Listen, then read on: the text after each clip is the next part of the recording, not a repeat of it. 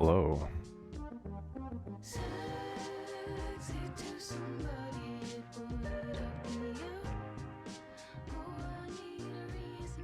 So we're gonna be playing Undertale. I've played it before, but I don't think I finished it. I think I was playing it on Switch or console, or which console? PS5. Yeah, I wanted to restart on because I got it on PC, and so I'm gonna be doing that. And then I only have like 4 hours. How long does the game take to beat?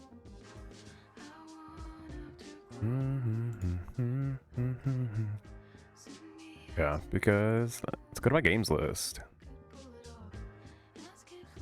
I have, let's see, meow meow meow meow meow meow meow meow meow. And yeah, or you guys can't see it. Whoops, whoops, whoops, whoops.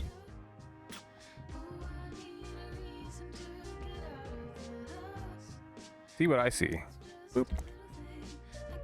And yeah, I was gonna go to finish the tabs, but I'll do that later. Let's see. Out in the woods. Yeah, because what did I do last? Bioshock. So many games. So many games. And I'm currently playing BG3. Except I'm only supposed to do it on the weekends, so on Sunday I will probably stream BG3. Oh, never mind. I'm not free. I'm not free tomorrow either. So, man. I might stream tomorrow in the evening. Yeah. Evil with it. Bloodborne. I have Bloodborne on there, but I've beat Bloodborne so many times. But it's fantastic, so I'm going to keep playing it. The Undertale takes between 7 and 20 hours. I know because that's... Yeah. It can take a while, so... But I'm only going to be playing it for about 4 hours today.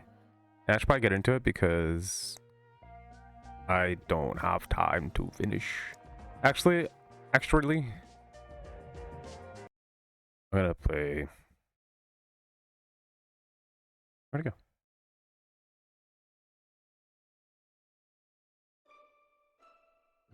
I love this song. I'm not gonna play this though.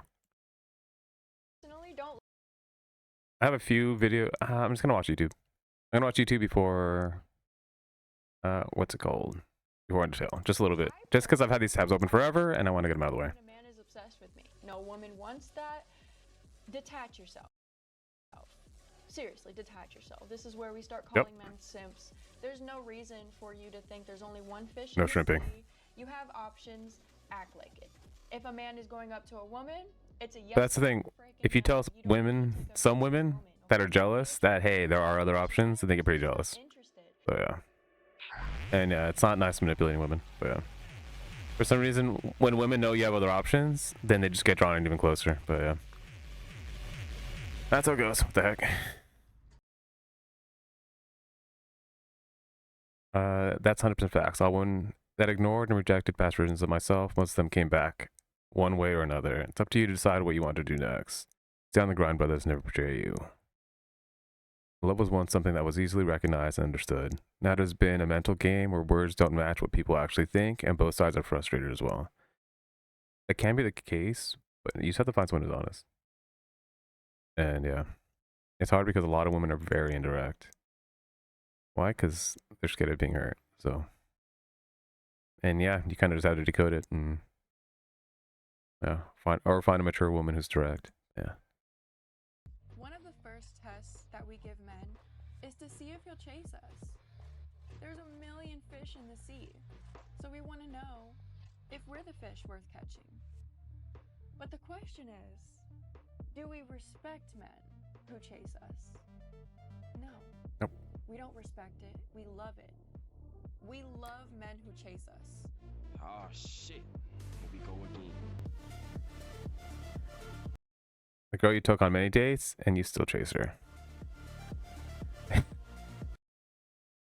she wants you, she'll show it and make it easy. And yeah, that's the thing. Some women don't make it easy.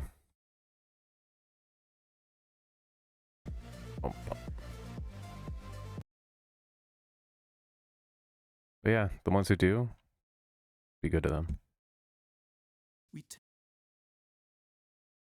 Let me just refresh this page. Oh, I didn't read the comments. Yeah, whatever. We tend to assume that anyone who tells us that they love us, but simultaneously insists that they don't believe we should be together, is lying. If love is sincere, of course it won't stop at any obstacles, however large. You either love a person and then will fight till the end to be with them, or you don't love them and will walk away. There can't be any third category that isn't just a deceit. Underneath this uncompromising stance lies an ideology of romanticism that insists that true love has nothing to do with practicalities. The romantic novelist D.H. Lawrence captured this absolutist view when he wrote, "A man in love will sleep for the rest of his life on a park bench for a woman he loves." And so, by extension, if there are children from another relationship, if there's no money, if one of the parties lives abroad, if someone has a mental illness, if there are cultural differences, if long-term goals point in contrasting directions, there will always be a way for love to succeed. But there is another philosophy at large, more restrained and less esteemed, that balances a respect for emotions with an equal respect for the practical dimensions of life. This philosophy knows that however tender and sympathetic our feelings may be, they cannot entirely mitigate or erase the impact of social ostracism, opposed friendship groups, clashing values, ongoing distance, incongruous life stages, continuous Long alarm, distance start. or park benches. If we understand love as ultimately focused on the care and nurture of another person, should we continue to label as loving a relationship that necessarily mires our partner in a succession of avoidable miseries? Are we so uniquely fitted to be with them as to justify the suffering our presence entails? Might our so-called love for them not in the end have more to do with our satisfaction than their fulfillment? There are, of course, liars who will dress up their escapes as acts of generosity, but there are as many true lovers who quietly sacrifice themselves on unheralded altars of resignation.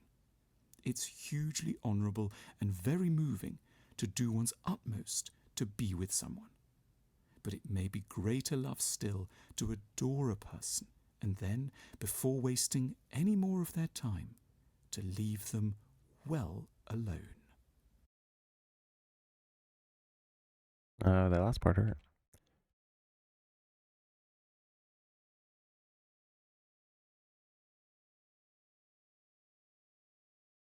I'm gonna let him go. Why? Because if they're not right for you, they're not right for you.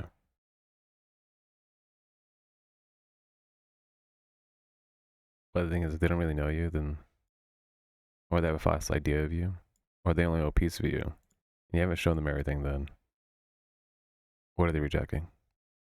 Or they haven't read the meal you, but yeah.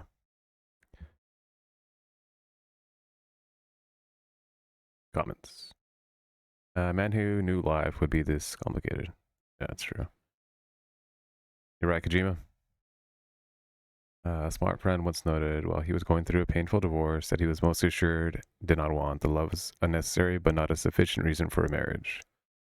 Just because a relationship ends does not mean that the relationship was a failure. If it brings you peace, love. If it steals your peace, leave. Love isn't supposed to hurt more than it heals. It's not supposed to confuse, control, or shrink you. You have to beg for effort, clarity, and respect. You're not in love. You're in survival mode. Love should feel like coming home, not like walking on eggshells in someone else's house. So ask yourself, is this love, or is it just your fear of being alone, dressed up as loyalty? Because when it's real, you won't have to ask, love or leave. You already know. Yeah. That's reality I learned as I enter my 30s. There's love for the other person, but the biggest love is for yourself when you choose yourself over them when you know things don't align. Love itself is sadly not enough. It's true.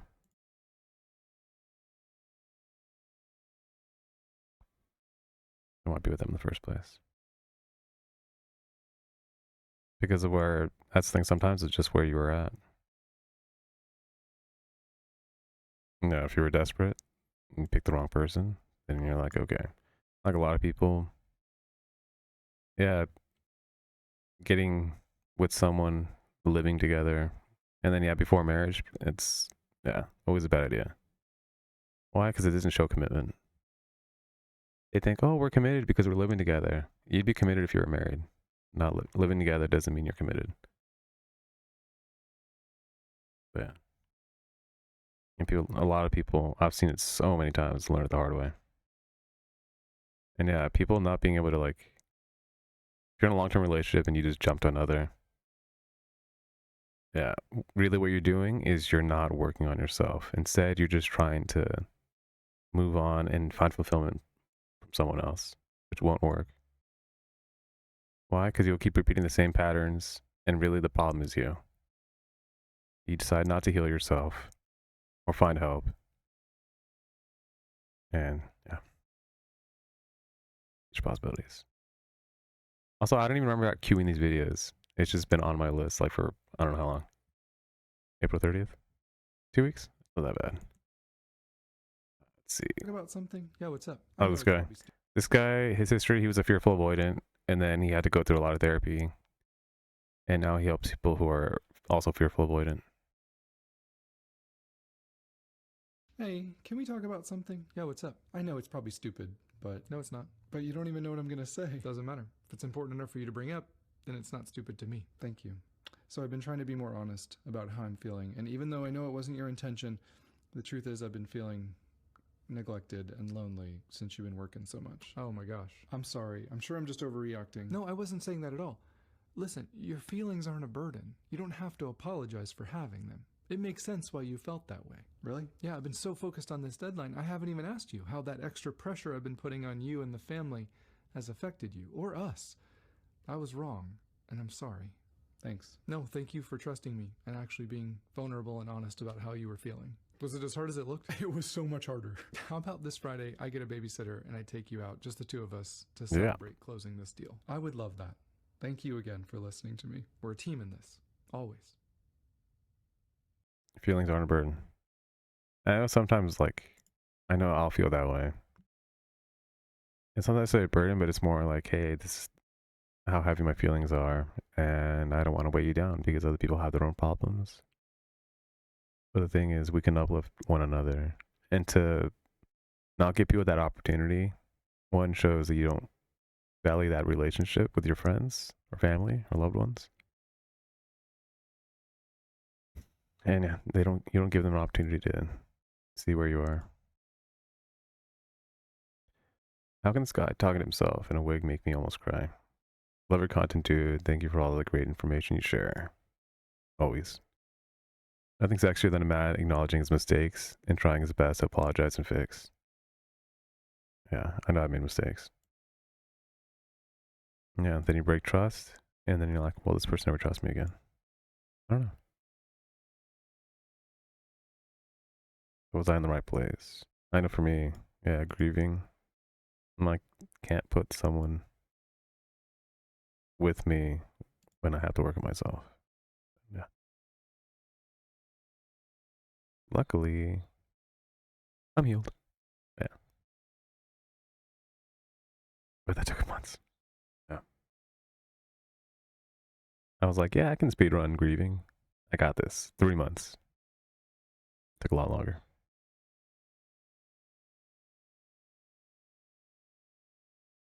Took 8 months. Jimmy's such a caring person that he listens to even the smallest thought from his lover. Your feelings aren't a burden. It's different. To hear this once in a lifetime. What they say. Same.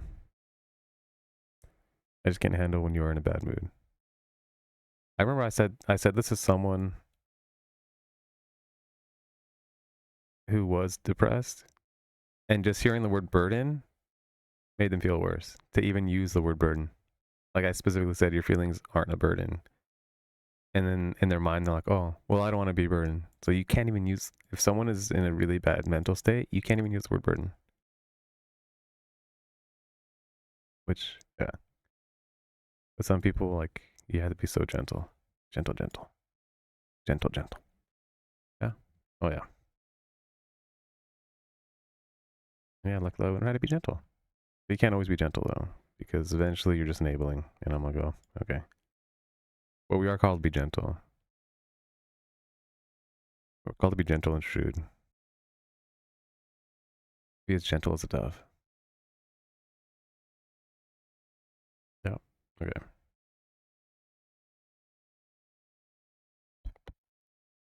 Why he pulled Whoa, away after that's you loud. showed no interest. A lot of women play hard to get, not realizing that they're scaring away those men.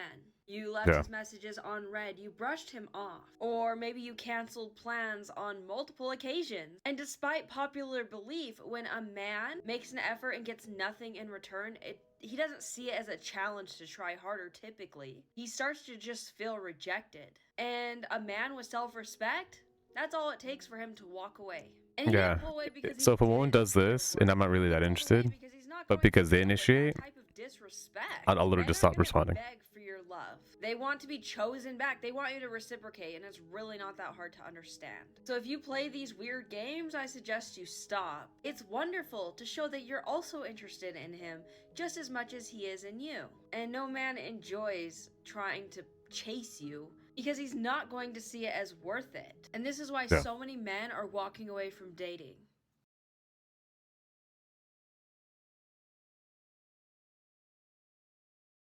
I had to get over that one person that you never dated.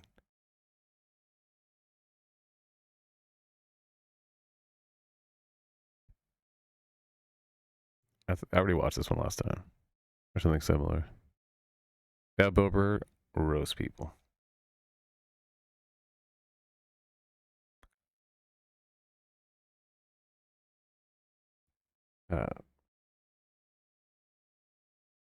They tell us no means no, and they're surprised when we listen. Women actually cancel dates to see if men react angrily to test if they are toxic. Hold up, that's being toxic first.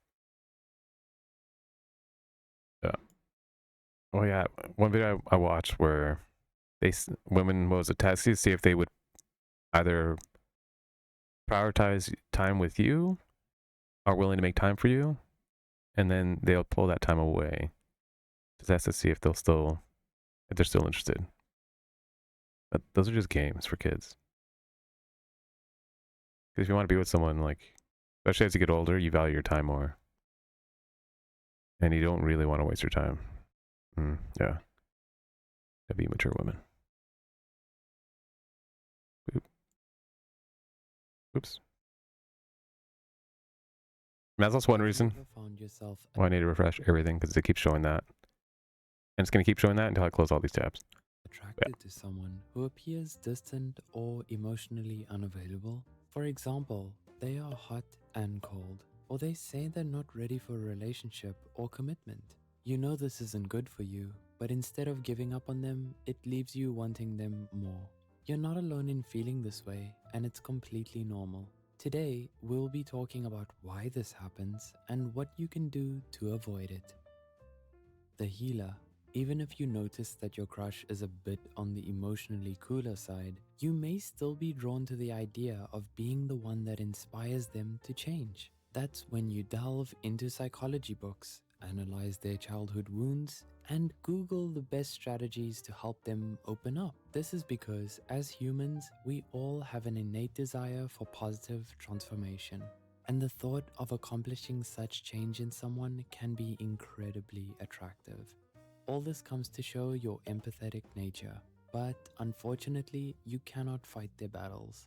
They need to want help before you can help them. Yep. Until then, being there for yourself is the best thing you can do. And yeah, the thing is, if they don't ask for help, I'm not going to help.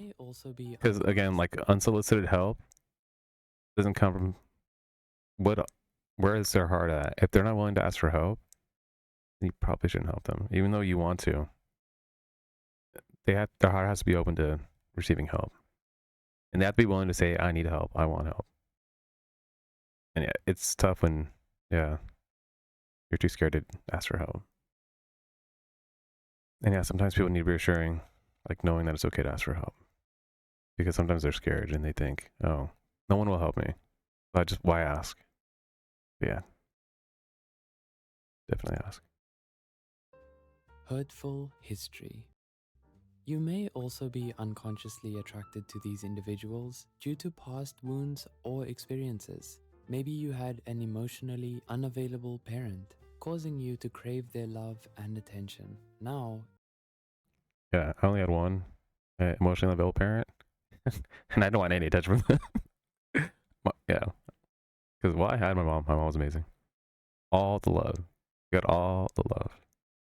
So many kisses. Best mom ever.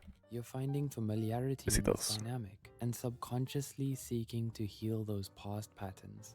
You might believe that if you manage to get them to open up and love you, it would be like filling the void left by your parents' emotional distance. The need to hide. These past wounds can sometimes create intimacy issues, and dating these kinds of partners can paradoxically seem like a safe space to you if you struggle with showing your true self. Do you often fear that by being the true you, they won't like what they see and will leave? Or maybe you feel that by showing your authentic needs and desires, they'll think you're too much? A partner who keeps their emotions at a distance won't ask you to share all the complicated stuff. They're not really interested in the real, messy parts of their partners. And if you feel the need to hide, being with them feels like a relief. Got you trapped. Surprisingly, emotionally distant partners are not always cold and withdrawn. At times, they're warm enough, Oh yeah, definitely. showering you with affection, but then they pull back, leaving you craving For more. me, This luckily, tricky like mind game is I'm called pretty like intimate resilient, and so a lot of reinforcement. stuff And just what makes bounces it off of so me. attractive is the more they But that pull comes from away, I had a the hard harder father. they I had a really hard father. It's really hard on me, moments of and I had closeness an turn into amazingly loving emotional mother. treasures, So that making you dichotomy excited to makes experience them again. yeah, Is the more hard childhood makes for an easy they pull adulthood. back, leaving you craving more. This tricky mind game is called intermittent Also welcome. reinforcement. And what makes it so attractive is the more they pull away, the harder you're drawn in. Those rare moments of closeness turn into emotional treasures, making you excited to experience them Oh again yeah, and running back for more every time. This type of manipulation is highly toxic, and these people may do it intentionally to keep you trapped. Being aware of this tactic may help you recognize it right away and protect yourself from being manipulated. Captivating independence. You mistake their emotional unavailability for independence. They seem strong and resilient, capable of handling every situation. yeah. and The finding I don't need solutions anyone to mindset any problem. And doesn't that sound like a that perfect partner? stunts growth. Well, while independence is important, your partner should It prevents still the healing see you process as from an being started. important part of their lives. Being Finding fiercely someone who cares independent. about shared It's activities yeah, and taking care of each it's other, baggage. while still allowing space for individual growth, should be the top of your priorities to avoid this independent trap. W. Now Yeah, you've that's a big one right there. important part- while Leave space for independence individual is growth. important, your partner Because some should still people, see yeah, you can't as an save them. important part of their lives. They have to Finding work through their someone trauma on their who own. shared And yeah, action and it sucks, but they seem strong and resilient, yeah, it's capable of they handling need both. every They need some situation support, but they and need time to finding a themselves solution to any to work on problem. themselves. And doesn't that sound like a perfect partner? Well, while independence is important, We all do. your partner should still see you as an important part of their lives. Finding someone who cares about shared activities and taking care of each other, while still allowing space for individual growth, should be the top of your priorities to avoid this independent trap. Now you've seen some reasons why these people might appear so appealing, but have you ever wondered why they are this way? To find out, check out 6 reasons why someone is emotionally distant. If you found this video helpful, make sure to like and subscribe for more. That one next. Comments. So yeah, there's the healer, hurtful history, the need to hide, got you trapped, captivating independence. Hello. Hi.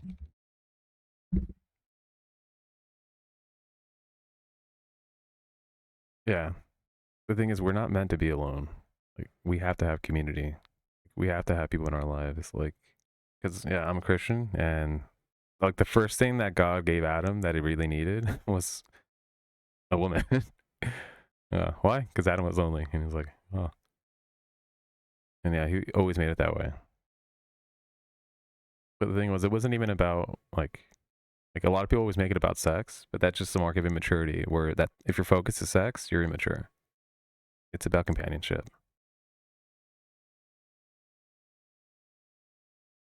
It's about having a partner or a friend, someone to care for. Another reason can be that you yourself are emotionally unavailable. For example, because of childhood trauma or not being over an ex yet. I had a bunch of trauma. I'm fine now though, but yeah. I had people help me. Yeah, I had trauma recently, or not recently, August, but I grieved. I took the time to grieve properly and put in the work, and I had help, and now I'm fine. And I just get to chill again. Because my default is to be happy all the time, and it was weird to not be happy all the time. Yeah. So yeah, I'm back. So in order to protect yourself, you end up unconsciously going for people who you won't have to commit to. They're not emotionally available either.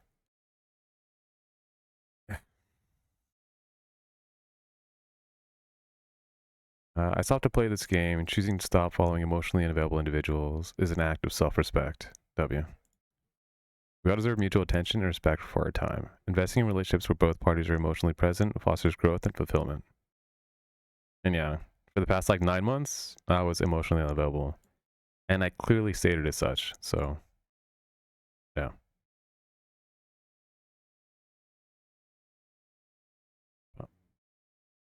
And yeah, now I'm not, so I can go back to loving people, which is fantastic, and helping others. Yeah, not being able to be there for people was weird. Not just self-respect, but respect for the other as well. Usually when you're doing it, you're already very aware that they are not available. You still chase that hope that you can change them. Yeah. You can make them love you. And depending on the person, you might even feel hurt if they end up dating someone else. But in the end, they never promise you anything, in case they were to become available again. Nor do they owe you anything for sticking around while you were not. Which is very true. Yeah, especially like situationships or yeah, trauma bonding. It's not a relationship. But the thing is, in it, you're building a friendship, which is good. But if your goal in mind was romantic relations, then yeah, that's the wrong heart.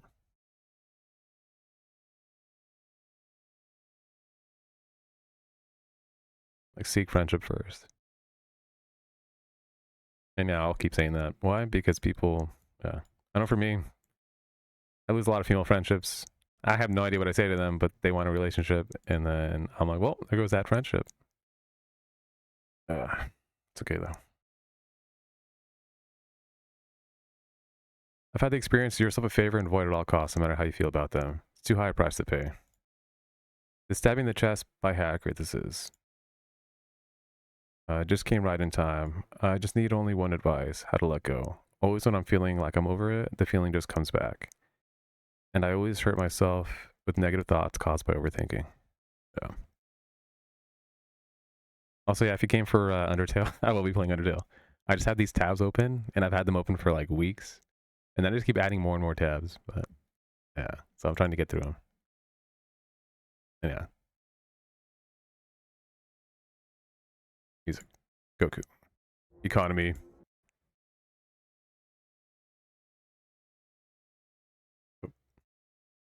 And so I'll probably just go through this video, and then maybe this video. How long is this video? And that's it. Also, I had to do something in the afternoon, so then I can only stream for like 3 hours. And then I can stream later. This video deeply speaks to me. It was made this moment. I just made the difficult decision to end my crush. It's been a challenging realization, but it's necessary for my emotional well-being and growth. W. Hope this video helps. Whoa, you killed your crush. For the better. Move on and treat yourself well. A better man is coming. Pray the best. They show you who they are in the beginning, and then you feel like you're fighting the ocean to see them again. The thing is, if someone meets you when you're broken, they haven't met the real you. And yeah, I know for once I wasn't me. And it was just weird. I'm like, I'll just put the mask of me on, but it's not really me.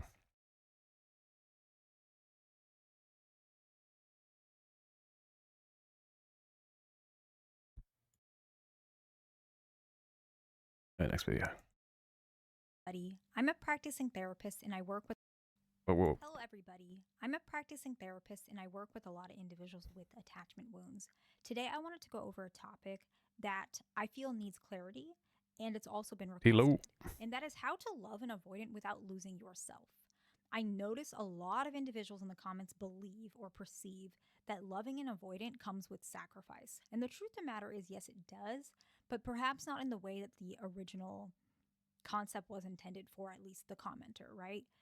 It's not going to come with you losing your entire, rule set of relationships. You're going to lose your needs. That shouldn't be happening, at least not in the long term. Both individuals can adjust here and there in the relationship, but we never want somebody to lose themselves. Now, the reason why this is more common is avoidant individuals, they tend to be very rigid, my way or the highway type. And what ends up happening is their partner ends up bending over backwards to suit their partner without understanding how to incorporate themselves because they're afraid that incorporating themselves triggers their partner. And it is a delicate topic. And all relationships have this moment where they need to figure out how this works. And so I've kind of, come up with some strategies while I'm practicing with couples and just ways that both can at least get some of their needs met, because you can't get all your needs met with your partner. You got to meet each other halfway, etc. But I have come up with some strategies. So I do think this will be helpful, at least so you don't lose yourself while continuing to let your avoidant partner feel loved and y'all can get closer, right? And get more deeper into your commitment and love for each other. So the very first one is clear communication. This is very important. It establishes trust. And it also helps when the avoidant is pulling away, by the way, because what ends up happening is because you remain very clear, they don't feel like there's a lot of ambiguity in the relationship and they don't feel like there's, forms of manipulation. And so they actually are less likely to pull away in general because you communicate very clearly and they don't feel like you're ever going to try and trick them. So the approach is actually to be calm and logical and avoid aggressive demands. And this can be challenging, of course, especially for anxious, preoccupied, and fearful, leaning, anxious. I know for me it was pretty, that's the thing. Sometimes I wonder if me being too direct is a problem. Always natural. But Right? the thing is, it ends up benefiting in the long run. So I'm just going to keep being direct. Even though you still have to be gentle and direct. Especially when maybe you're hurt or something's bothering you. But it's always important to remember to approach all of your feelings preemptively and prior to actually having some sort of explosive emotion or crashing out where you're bottling that feeling. So I always tell patients, express yourself while you feel the emotion, or at least give yourself a little bit of time to process it and then go ahead and express it before you're feeling aggressive about it. So I know for me, I process too quickly and it seems like I'm inconsiderate, but it's because I can process my feelings quickly. And so then I usually get people or take time to think more about something, my feelings, and then reflect on it. And it's not even for myself, it's for others to show, hey, I actually spent more time because I cared. Yeah. That, and you can, find layers in your emotional depth. I'll give an example that Identify. is common, and it might sound a little specific or silly, but it's very common where the anxious or the non-avoidant partner, well, not non-avoidant, but the anxious or fearful leaning anxious is female, and the dismissive avoidant or fearful avoidant leaning avoidant is male. And that is actually hormonal fluctuations prior to like a menstrual cycle, right? So females before a lot of them before and I'm secure attachment style, so have more emotions or mood swings. And I keep healthy boundaries for myself. It's just the way the body's processing these things. And what ends up happening is a lot of times they may feel emotions that they're not used to managing, or they may have been bottling up and it's starting to come out more obviously because of those hormonal moments. And so a way to clearly communicate could be, taking a screenshot of, the little app where you're about to be on your cycle, or mentioning to your partner, I'm having a little bit of mood swings. I know that my cycle is coming up. Just letting you know, don't take it personal because it's not you. No worries. Yeah, I know someone that does that, and I do Sometimes, appreciate it. I like more hugs and kisses and more affection. So I would appreciate that. Thank you for listening, whatever it is. And that allows you to be calm and logical. You're still asking for yourself, but you're also establishing a foundation of it's not you. So if I do end up being a little bit, emotional and it comes across at you, it is because, I'm being a little hormonal, which does happen. It's a true thing. And so that's an example of how to communicate clearly, okay?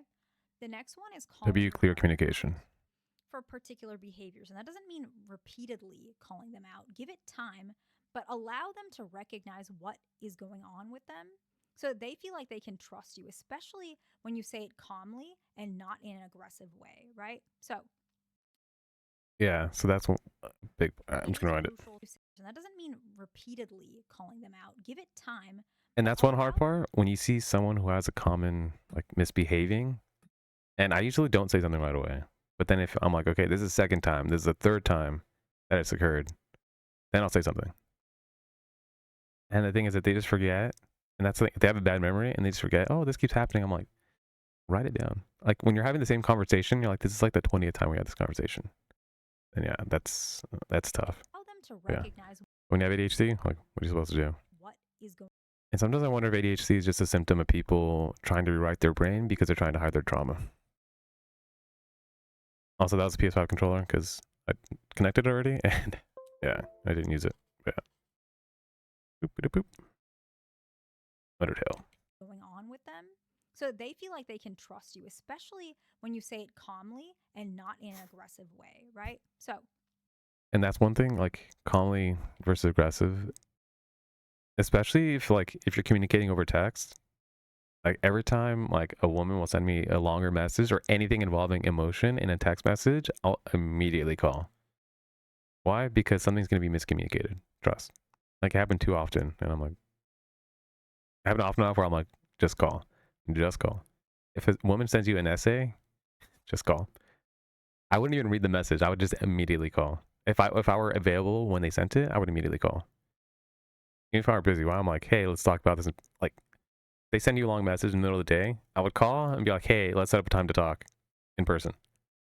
And yeah, it's much more effective. Even though they're like, oh, they're calling me. I'm like, well, yeah, because like I care. I care and I want this resolved. Any issues or miscommunications or however you're feeling, because it does matter. it is crucial to address unhealthy behaviors, but do it in a caring Yeah. manner that's calm. Oh, yeah. So, so yeah, over text, you can't hear tone in a person's voice. You can't hear, like, because I know for me, I always think everyone's like super positive like me, but that's not the case. Yeah. Especially like because yeah, on Twitch and then reading messages. Like even in the chats that I'm in, I'll read chat a lot, and I was like, everyone's like positive like me, but no, I remember one person I used to see in a chat all the time. They started streaming and they just were super angry, and I was like, oh, no, I guess everyone isn't positive like me, but that's life. Work on your pain, heal, forgive, forgiving. Yeah, if you want to heal, forgive. Yeah. Also remain So yeah, anything emotional over text, just call. logical as you can, right? So let's talk about an example. Let's say your partner has been, or maybe they are less affectionate in public. Avoidant individuals are very. I'm super affectionate. They can be a little bit self-conscious of what other people think, especially when it comes to affection. And so a lot of them are not the biggest fans of displaying public affection, right? Affection in public, excuse me. And so an example could be that you want to address that as the partner and you feel like that's something you need for yourself. You want a little bit of affection, maybe hand holding, maybe hugging, maybe cuddling on the bench, whatever it may be. but you also feel like it makes your partner uncomfortable. And maybe your partner has mentioned they're not a fan of it. So you already know, so you're not making an assumption I'm a fan. when you're saying this, but you may say, You are. Oh, I yeah. noticed that you're less affectionate in public than when we're together in private. I noticed that it does make you uncomfortable. Is there any way we can bridge that gap? Because I like public affection, right? Just talking about it. And you can always mention, because some of them need reassurance and disclaimers, you can also mention, I'm not pressuring you. I'm Give not verbal making you change reassurance. your mind. I'm just asking you that we can meet in the middle. Something like that. Because a lot of avoidants, they need a lot of reassurance. It sounds silly to somebody who's not an avoidant, but that The thing is, for me, I didn't realize that. Why? Because I don't need a lot of reassurance. Yeah. Like some people mention how like guys only get like one compliment a day or a week or whatever. I can get like one compliment a year, you know, fine. I can get 0. Yeah. But that took for me learning how to focus on others and helping other people, putting others before myself, and not being double-minded, and I learned to give selflessly. But yeah, but I learned that from my mother. That and following Jesus. Why? Because the teachings were clearly on my mom's side of the family. W. little reassurance means a lot. So adding that at the end may help. And yeah, so avoidants need reassurance, which for me, like, I don't want to be enabling. Always But, frame yeah. your concerns and your feelings. Sorry, your concerns and Knowing that's healthy what you is, want motivated as a knowing that's what they need behavior is, yeah, that's around good. your personal And yeah, I'm reading a secure attachments book, or secure attachments book. And yeah, not everyone needs to be secure attachment. And even in the book, it mentioned that in order for a person to be able to get over being avoidant, they need someone secure, and they need to actually romanticize the relationship, which that was a hard part for me to hear. It's because I'm like, okay, if they do romanticize that relationship, if they do romanticize that relationship, are they just going to move on once they're healthy? So, yeah. Or do you just end up being a stepping stone? feelings rather than demanding a change, right? Because another way to say this, which is not healthy, would be more of an aggressive, perspective would be, you're never affectionate in public. You know how that makes me feel? I feel so lonely. I feel so embarrassed, right? That's very different from what we had just described. And I would prefer that individuals of all types learn to at least adjust what they're feeling, because it doesn't mean your feeling is wrong. And it's okay if you make some mistakes here and there, not mistakes, sorry. It's okay if you express yourself a bit more aggressive some of the time, but it's much more important to recognize you probably won't get your needs met, and I want you guys to get your needs met. So it's a lot easier to get your needs met when you're more calm and logical and not putting your partner on the defensive, right? And nothing is black or white. You guys need to modify it for you and your partner, okay? Yeah, everyone's different. Is timing. And one thing is, like, even when people try and use lessons from like a film, the thing is, a film is not reality. You are not those people. You can try and put yourself in that, but you'll hurt yourself doing that. And there are good lessons in film, but it's not reality. So, yeah. Try not to romanticize too much. Of your communication. So, or putting yourself into a paradigm that you're not in. Like, that's the whole thing with horoscopes and why they're so dangerous, because people will put themselves in a box that they don't actually fit, because all that stuff made up. Yeah, astrology is all made up. There are certain times specifically for avoidant individuals where discussing certain issues may not be as immediate or pressing to them and may actually make the situation more stressful. So, an example could be, let's say, I don't know, they had a really, really stressful day at work. And let's say you are the partner who's not an avoidant, and you have been feeling pretty neglected emotionally by your partner in general. And it's probably because they've been busy, by the way. But today, because they were so stressed, has made you feel even more neglected, right? So now you both are not feeling so great. Then they come home from work. This is probably not the best time to bring this up.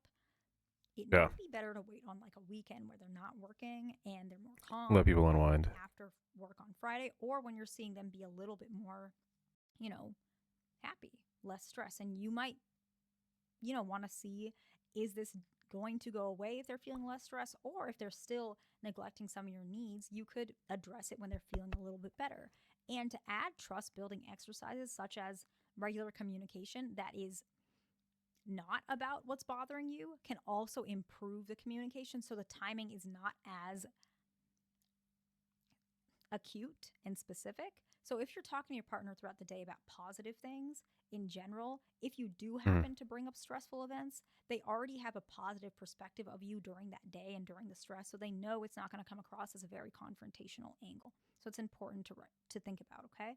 The next one is to, I guess I would say, like, follow up after a fight. This one's probably too specific, but I guess following up after silence might be a good way to put it. So basically, after a fight, it's very important to give your partner space, but you also want to reach out to either apologize, take accountability, or check on your partner, because safety is also very Yeah, so what you important. mentioned was a Sometimes conversation. not checking up on your I'll go partner. back. I guess following up after silence might be a good way to put it. I went too So far. basically, That doesn't matter. after Yeah, having conversation sandwich, which you talk about positive things initially, and then at that time, because the person, you guys both, hopefully both of you, feel uplifted, then you can bring up something negative. And after that, uplift one another again. a fight, it's very And yeah, trying to important tear down. to give your partner space, Yeah. but you also want to reach out to either apologize, take accountability, or check on your partner, because safety is also very important, right? Sometimes Yeah. you're not checking up on your partner because you're feeling anxious and you need reassurance. Sometimes you're worried, are you okay? Right? That's a very valid reason to check up, especially because if you guys normally You just want to do talk check up on people. after a fight, It's to they check if they're haven't talked okay. to you in like a few hours, 8, 12 hours, which is really long, by the way, depending on your partner, because I don't know how you guys communicate, but that might be too long. And so you might want to ask something simple. You don't usually go this long without texting. I'm really worried about you. Can you please at least let me know if you're okay? And it's very important, if they do answer, just, give them affirmation.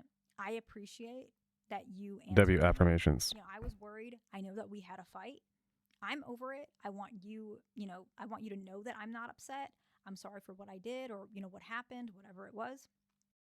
And, I hope that we're okay. I'm glad that you're doing okay. Whatever it is, just to allow your partner to not be building frustration in silence, and for you to also, show them, I can manage my own moods. I don't need you to always fix my moods, right? Even if we had a fight, that doesn't mean suddenly I think you're the enemy. I can handle myself. You don't have to always take care of me. Because a lot of avoidant individuals, they pull away because they have this perspective that they're going to have to always, be there for their partner and reassure them when they might not always be able to, right? And that's Yeah, with an avoidant and another avoidant, that would be hard. I always have to reassure this person. Luckily for me, I'm screwtastic. Like, literally, I can go, like, because of how resilient and how much grit I've developed in the past decade, I can go like a month without that assurance. Why I'm quick to forgive. When I was 25, I realized I was too old to not forgive people. But the thing is, sometimes I was too quick to forgive, and it just looked like I just didn't care. But the thing is, holding on to resentment just hurts you. It doesn't even hurt the person who hurt you. It's only hurting you. So for me, I'm like, just forgive. Life's too short to be upset at anybody. actually pretty common with avoidance in general. That's why they pull away, or sometimes that's even why they break up, which I may have to get into in another video. But they always feel like they have to meet their partner's emotional demands, and it's overwhelming. So adding that probably never hurts, okay? The next one is similar to following up, and this would be addressing non-communication in general, right? So if your partner goes long stretches without communication and it bothers you, because if it doesn't, that's fine. But if it bothers you, it's very important, once your partner returns from that non-communicative situation, that you can mention after a little bit, because a lot of avoidance, they need a little bit of time. But, after a little bit, you could mention, I notice that there are moments where we don't have communication, Is it because you're busy? Is it because you don't like texting in between dates? What's the reason? Because for me, I actually prefer us talking in between dates just a little bit. Is there any way we could meet in the middle, or you could at least shed some light on what's going on? Just addressing it and allowing them to recognize, oh, okay, this is something you want, because this is just the way they might operate. They might not realize it. And some avoidance might be like, oh, yeah, that's okay. I'll give you a text every day or every now and again. They can just, sometimes it's not that they don't want to, they just didn't know. And so that's why it's very important. Another important point to bring up in this video to love an avoidant without losing yourself is to avoid rehashing old arguments in general, unless you feel like it's necessary, okay? Because I'm not saying never ever bring it up, but avoid rehashing it continuously. And especially because one thing is like, depending on how old the conversation is, and then the age of the individual or where they're at emotionally, they're not even there anymore emotionally. So even bringing it up is not very beneficial if they've already grown from it. If you see that they've grown from it, then it's not, unless you see a repeated pattern, it's not necessary to go back and reflect on it. You can, I guess, if it hurt you and it's on your heart, but if it's not on their heart and they moved forward from it, then yeah, you're fine. if you do feel like it's necessary, give it some time for yourself to process what you want to say to your partner, and never think that your partner is your enemy. You're on the same side. You want your partner to heal. You want you to heal. Yeah. And so addressing Support one another arguments in a way where it's more of a healing, how do we fix this issue, rather than me versus you. Very important, okay? The next one, using we statements. reassurance towards your partner. Now, it's very important. Because yeah, she said, how do we fix this issue? Using I statements, it's separating. You guys are separating yourselves. You use we statements. Why? Because it's showing that your priority is one another, not you and me. Because especially if you're bonded with someone, it's we. You are one. Your willingness to accommodate one in flesh. Accommodate them. And yeah, in the context of marriage. And I think that's probably maybe I could have probably picked a better word, but a lot of avoidant individuals, they have specific needs, right? And so sometimes you do have to adjust who you are, not who you are, but the way you operate to help them open up, right? So like we had mentioned, and I'd mentioned this a lot in my channel, sometimes you have to reassure with, I'm not asking for this. I'm not trying to manipulate you. I'm not trying to, put you in a corner. I'm just asking a question, right? It sounds silly, but that actually helps avoidant individuals to recognize, oh, okay, you're not doing those things. Okay, good. Now I can hear you, because avoidant individuals, and I brought this up in another video, when they feel emotionally challenged or pushed in a corner, they can't hear what you're saying, even if it's reasonable, because they're just feeling their feelings right now. They're very flooded with their emotions. You can also mention, for example, let's say you want to get married in 5 years or 3 years. I want to get married in 3 years because, at that point I'm planning X, Y, and Z. How do you feel about that timeline? I'm willing to accommodate. So I just want your honest perspective. Do you think that's possible? I'm not going to be upset. And maybe they'll say possibly. Avoidants say that a lot when they're opening up.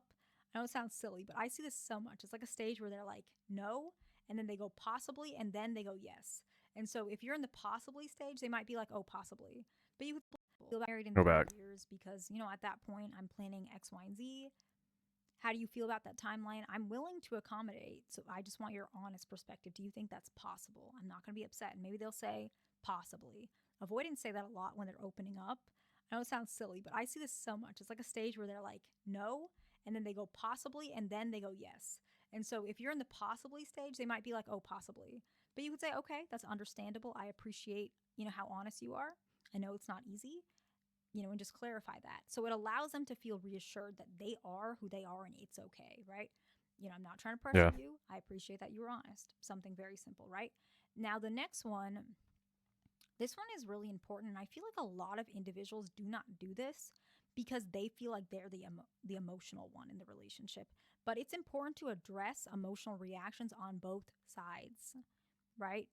And so the avoidant individual is better with, not better, but they're more sensitive to another person's emotional reaction. But I notice anxious, preoccupied, and fearful avoidant leaning anxious, but especially anxious, preoccupied, when their partner crashes out, they do not set a boundary. And a lot of avoidant individuals, at least in my office, they struggle with anger because that's one of my specialties, anger management. And so I'm not sure if all avoidants are like this just because my caseload can be limited to that. Well, Yeah. a lot of avoidants do in general, but So that's also one thing. She's specific to anger management, and so you have to. Those are the cases that she gets, and so her data, like that's the thing with therapists, their data is always skewed because if they specify in one facet, then they get limited data. But- Like even for me, a lot of the times, if I want accurate like data, then especially for marriage, then I watch videos from a marriage therapist. anger is a common, aspect that I treat. And anger is an emotional And this reaction. woman, I don't know where I found her. So if your partner is getting angry or they're cursing, She was or in my raising their algorithm. voice, it's very important once they calm down, probably not right during the moment because they're going to crash out more. It's very important to address.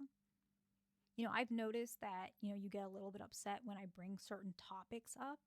I want to adjust the way I say it so I don't have to see you get so upset because it hurts me to see you upset. But do you think that you could work on your reactions as well? Because sometimes I'm being honest. When you raise your voice like that, I get a little bit scared. And I know you're not trying to hurt me, but it's just my knee jerk reaction. So I just wish that we could process things a little bit better so that we can have more smoother discussions going forward. What's your perspective on it? Something very simple, okay? The next one is open dialogue, like a dialogue that's opening for room for conversation. I don't Yep. know. Y'all know what I'm talking about. You know what I mean? So it's almost like you could mention, like, have you had a busy week? Try and Or, initiate what are your conversation. plans for this weekend? Or what are you going to do for your mom's birthday, right? It's not a yes or no. Do you like this? Yes, Yeah. no. It's almost like you're opening and allowing them to express themselves, which also allows them to feel like you're checking in on them in a gentle way instead of, do you have any plans this weekend? I want to hang out, X, Y, and Z, and I want to do this. It makes them feel like they don't have a choice. But if you're just opening things up and allowing them to express themselves, not only do they build trust towards you, you get to get their, more vulnerable feelings. So you're feeling close to them as well. So it's a very good way to connect to individuals. I really like that one. Okay. The next one in general, it's very important to understand both of you guys have probably different timelines, but that doesn't mean you're not compatible. And I know a lot of people are going to say that doesn't make sense. It's like the opposite of every single relationship guru or whatever they are called, coaches, whatever that is. I look at things much more from a clinical and therapeutic standpoint because that's my job. That's what I am. That's what I W. read. And so I know that timelines are fluid. And so if a partner says, I want to do this at this time, that doesn't mean much. I'm sorry, that sounds bad, but She's right. I have seen so many people just change their timelines depending on their life. I want to go to college. I want to finish my PhD at age, 26. People will change what they want for love. I want to get married. Or I know. Something happens. Yeah. I remember I wanted to get married at like 26. I would have been like 3 times divorced if I did that. I want to move to the Yeah. West Coast and then the prices go up. Whatever it is. Things happen and that's just the way life is, and timelines are the same way. You can't get scared. I would have been 8 times divorced. I don't know. But yeah. Or not, you can't. Anyways, rewind. Sounds bad, but I have seen so many people just change their timelines depending on their life. I want to go to college. I want to finish my. Even for me, even watching Twitch, originally I was going to leave. My New Year's resolution last year was, okay, I'm done with Twitch. But yeah, now I'm streaming on Twitch. But yeah. My PhD at age, 26. And then something happens, right? You don't have control of what happens. 25. Something happens. I want to move to the West Coast and then the prices go up. Whatever it is. Things happen and that's just the way life is, and timelines are the same way. You can't get scared. Life happens. You can't. But it's not always reasonable to get scared if your partner says, I don't know if I ever want to get married, because more often than not, this is just their defense mechanism. Not all the time, but if they're an avoidant, of course they're going to say they don't want to get married. They're an avoidant. But is that healthy? It might not be. So if they heal, they probably will be more open to getting married. So don't be frightened by their timeline, right?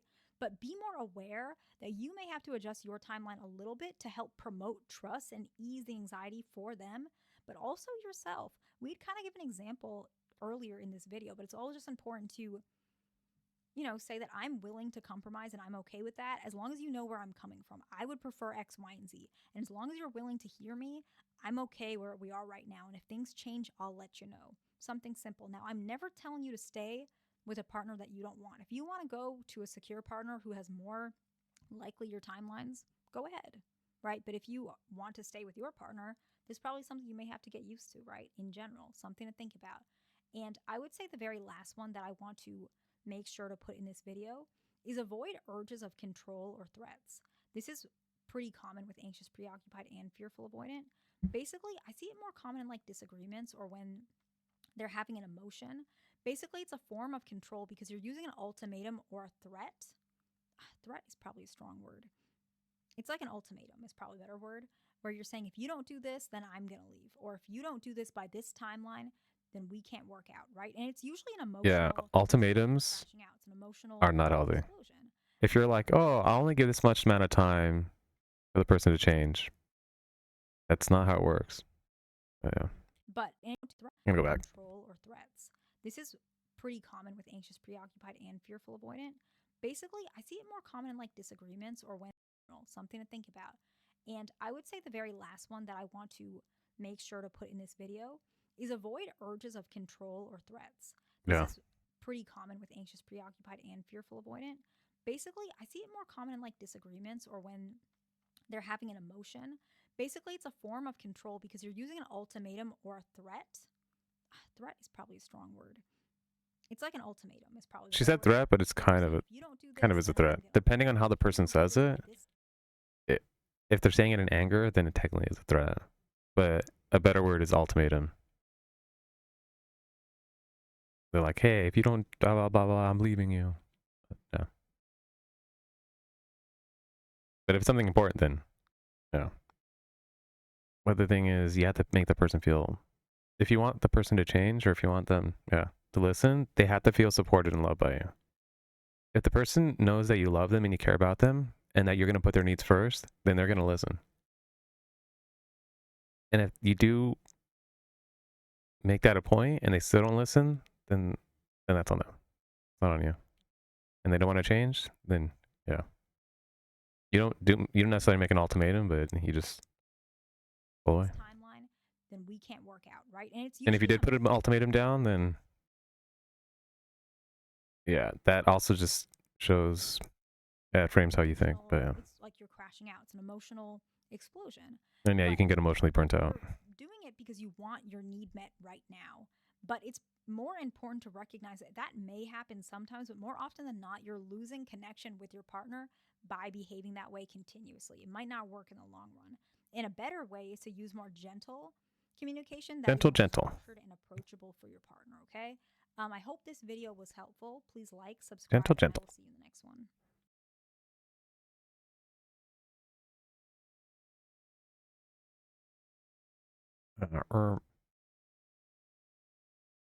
I want to watch these. I want to watch this, but I also put it further back because I want to watch it. It always starts the same way. I don't know what this is, but looks at you, not as you are, but as who she imagines.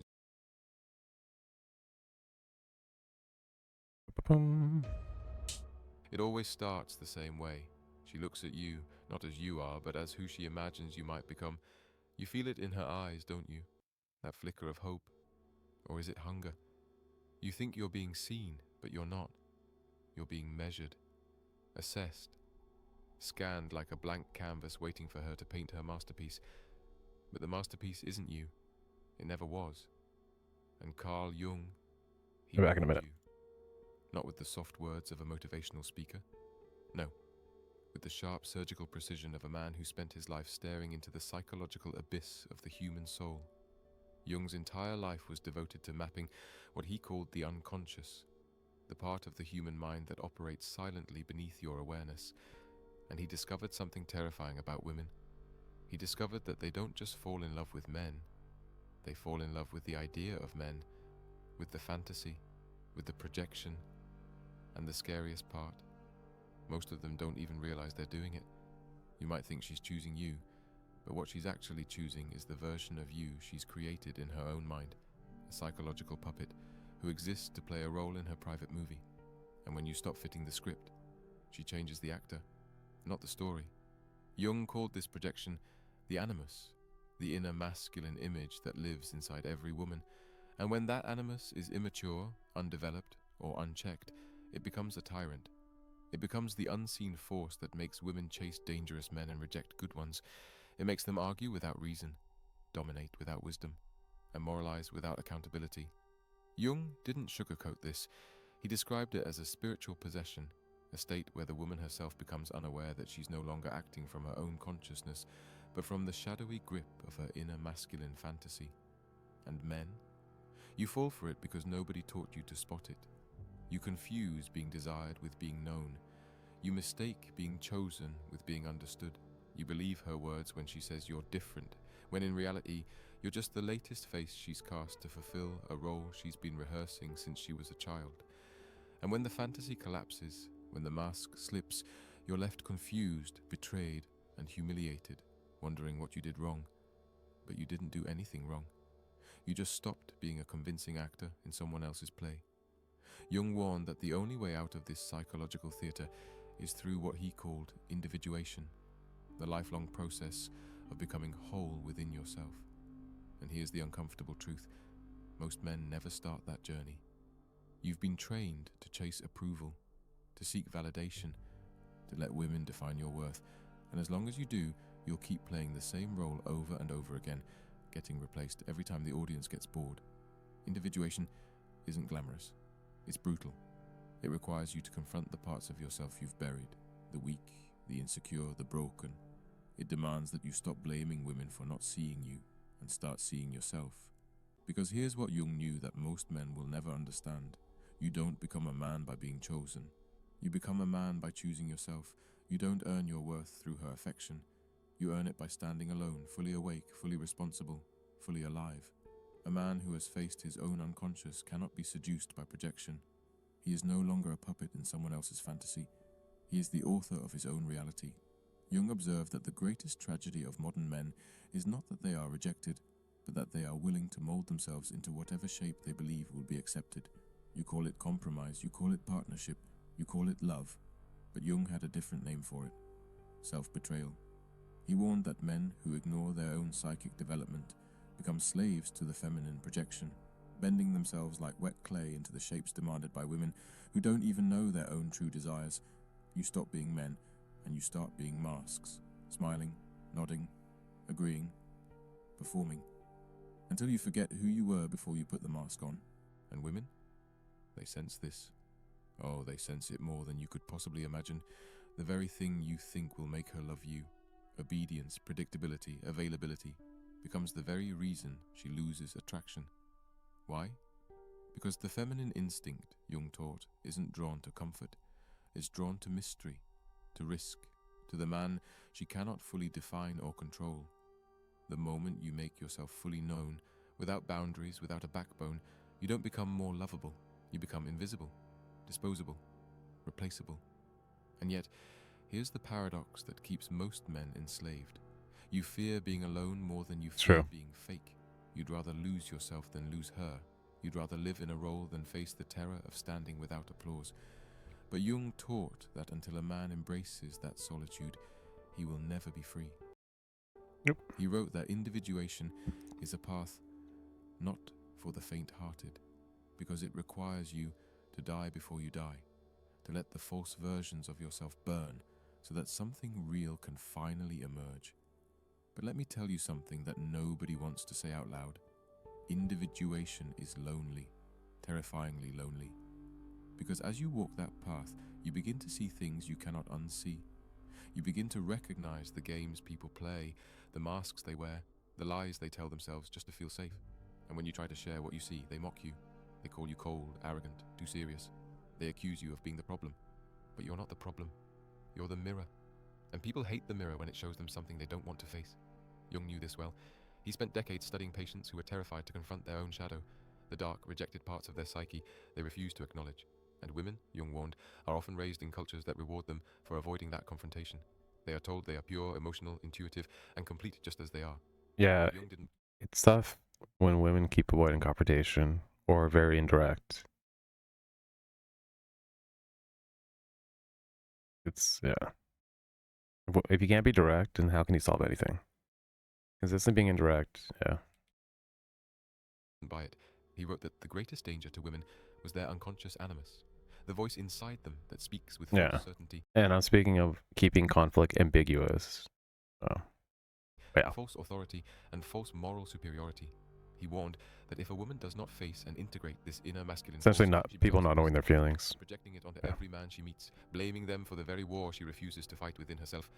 And here you are thinking you're her savior, thinking you'll be the exception, thinking that if you just love her hard enough, prove yourself loud enough, perform well enough, she'll finally choose you for you. But that's not how projection works. Jung taught that projection is a thief. It steals reality and replaces it with illusion.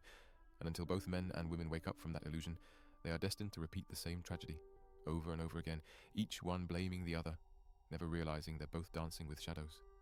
And here lies the most ironic twist of all. The woman who once saw you as her hero will one day see you as her enemy, not because you changed, but because you failed to fulfill the fantasy she cast on you. And she won't even realize she's doing it. Jung called this psychological betrayal inevitable when neither party takes responsibility for their own inner world. You didn't lie to her. You didn't betray her. You simply disappointed the invisible character she invented in her unconscious mind. You were never him to begin with, and that's why she resents you. Not for your flaws, but for failing to live up to the myth she never told you you were hired to play. Jung once said, "People will do anything, no matter how absurd, to avoid facing their own souls." And nowhere is this more true than in romantic relationships.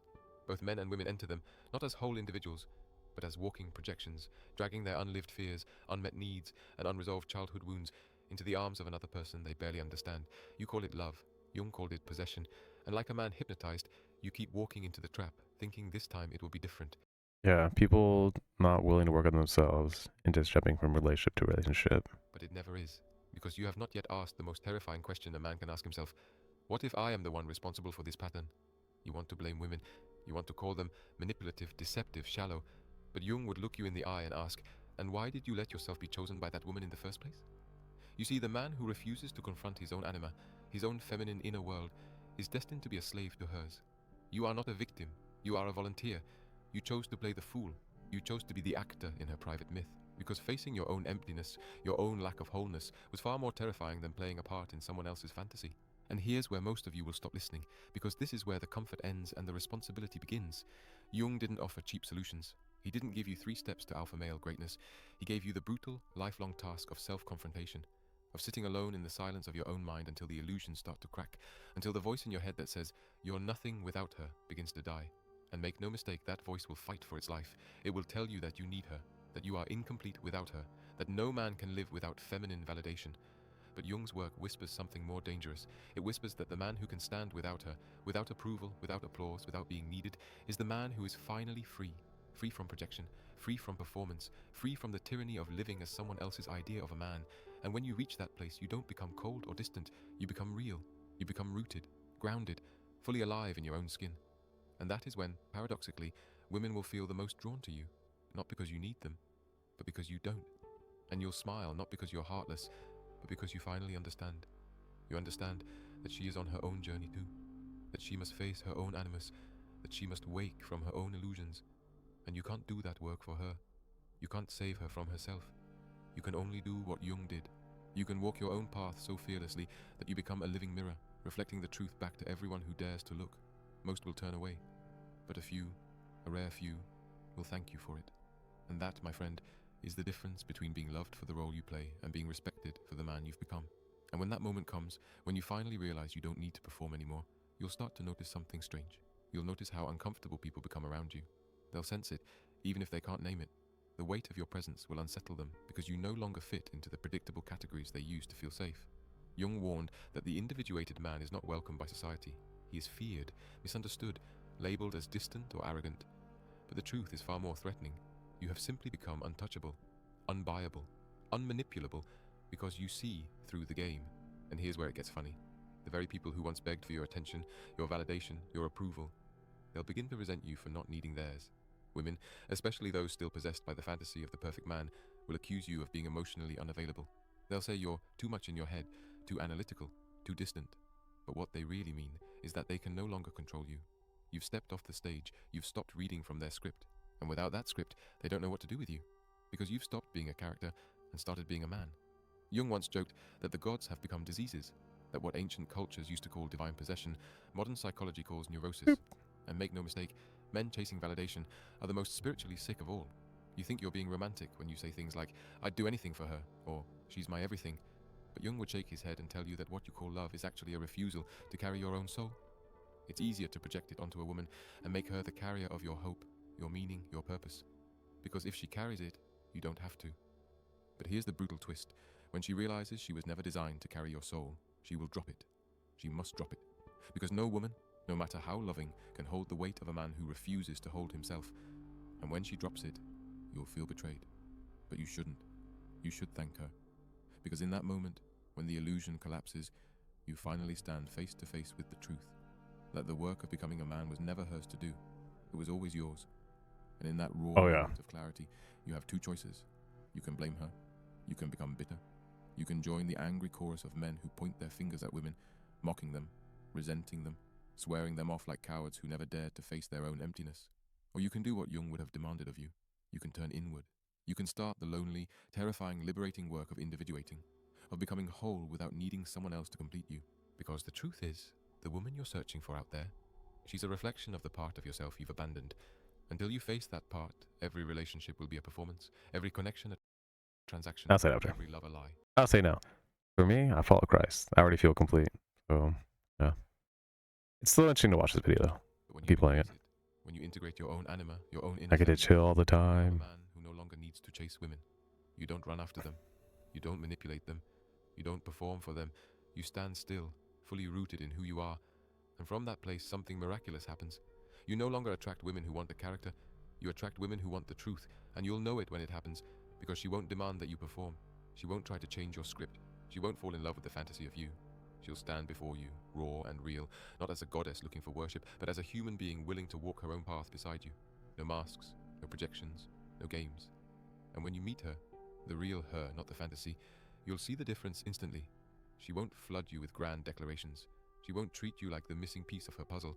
She won't seduce you with the language of completion, because she isn't looking to be completed. She isn't looking to be saved. She's done the work. She's met her own shadow. She's confronted her own animus. She's burned through her own illusions. And that's why she won't need you to perform. She won't need you to carry her soul.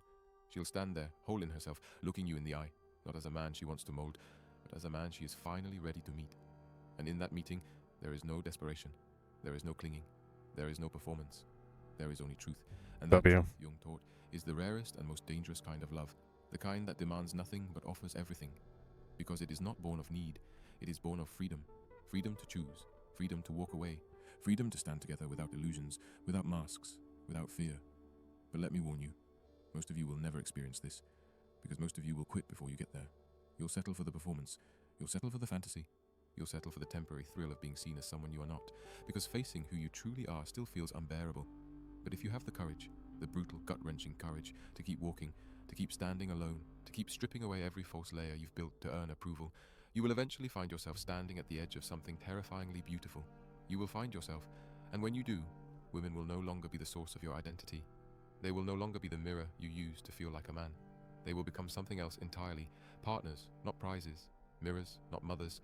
Allies, not saviors. And you will love them, not because you need them, but because you choose to. From a place of strength, from a place of wholeness, from a place that knows, without apology, who you are. Carl Jung didn't leave you a map to follow. He left you a warning that every man who refuses to confront himself will become a slave to the projections of others, especially the projections of women. But he also left you a challenge to walk the path of individuation, to stop blaming women for the roles you volunteer to play, to stop seeking wholeness in someone else's eyes, to stop waiting to be chosen, because the man who chooses himself, fully, unapologetically, relentlessly, is the man who cannot be controlled by fantasy. He cannot be seduced by performance. He cannot be reduced to a character in someone else's script. He becomes the author of his own life. And if you've made it this far, if you felt this message hit somewhere deep inside you, don't just scroll away. Don't let this be another thing you consume and forget. Take a moment, right now, to like this video, share it with another man who needs to hear the truth, and subscribe for more. Your support isn't just for us, it's for the next man who's still living in the illusion, waiting to be set free. Help us spread this message. Help us wake up the world, one man at a time. And if you're ready to take this journey deeper, check the link in the description and join the movement. because the time to wake up is now.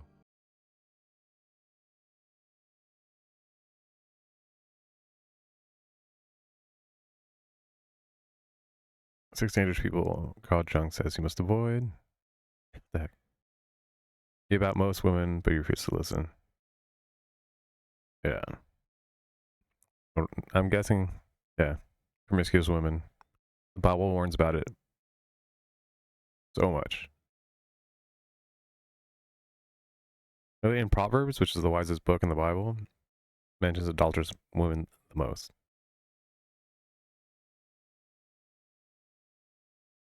My brother has always told me women are never satisfied. A man marries a woman hoping she will not change. A woman marries a man hoping he will. Only women, children, and dogs are loved unconditionally. A man is only loved under the condition that he provides something. My wife and I went to Vegas for a week. She saw a hat that she insisted she was going to buy for me. I really wasn't for it, but she was determined to buy it. She carried it home on the plane so it would not get crushed. That was not for me at all. Then I realized she wanted something else in a man, and it wasn't it. I never pretended to be anything other than who I was. Years later, we got divorced. I hope she found her dandy guy who would wear a hat like that. It was an eye-opener for me. When she left, my wife said that I had not satisfied her needs for the last 10 years. I had no idea that my sole existence was to satisfy her needs. Selfish me. To serve each other, but yeah. You're never loved, only imagined. And the moment you stopped fitting the fantasy, you become disposable. The man who chooses himself no longer performs. He becomes truth she cannot control. My wife and I got married at 18. It wasn't long, and she was doing this crap with me in clothes I wore. One day I told her, you know what? I am who I am, and I hate these clothes. If you want a man to dress up for you, then go find him and get out of my house and don't come back. That's the thing. I just like wearing graphic tees. And my wife just likes wearing graphic tees. Perfect. That's why I wear these. Yeah. Because, yeah, for the most part, I have gym fit, I have like graphic tees, and then I have dress clothing. That's pretty much it. It's my wardrobe. If you don't like me, then leave me. Through the year, she tried a few other times only to be met with the same open door and invite to leave. I told her either you love me or you don't. You choose. Now we've been married 37 years, and she often tells me how proud she is to be with a man who is kind, loving, and understanding, and would give anyone the shirt off his back. But at the same time, is tough, firm, and has limits. She says a lot, guys pretend to be men, but you, my love, are a real man. Women respect a man who is fair, but just. Cool.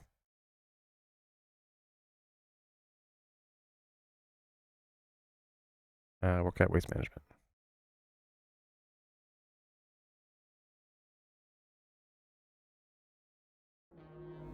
Our global economy.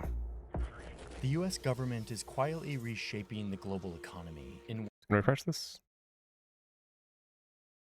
Yeah, I'm just gonna go through all these videos. Even this one. The US government is quietly reshaping the global. Why? Because I already had it open. I forgot I even had this open. You can see this in just one sentence from Joe Biden's first address to Congress.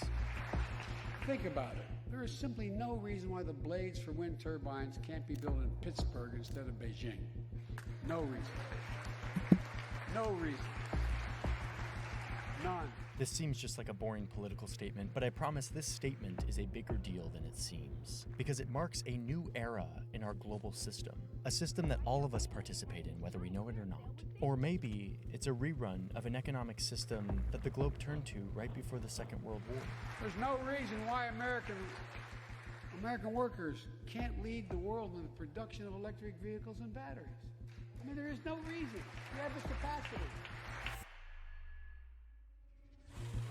In this video, I want to peek under the hood of the endlessly complex and fascinating global economy, to show you just how deeply connected we've all become, and how those connections are being cut and weaponized All of this thanks to new threats, new risks, new realizations, new values, and above all, a new rivalry between two great powers. This is the world that we are moving into. It's how things will work for decades to come, and it's important that we understand it. So let me give you an overview of what is becoming the new global economy.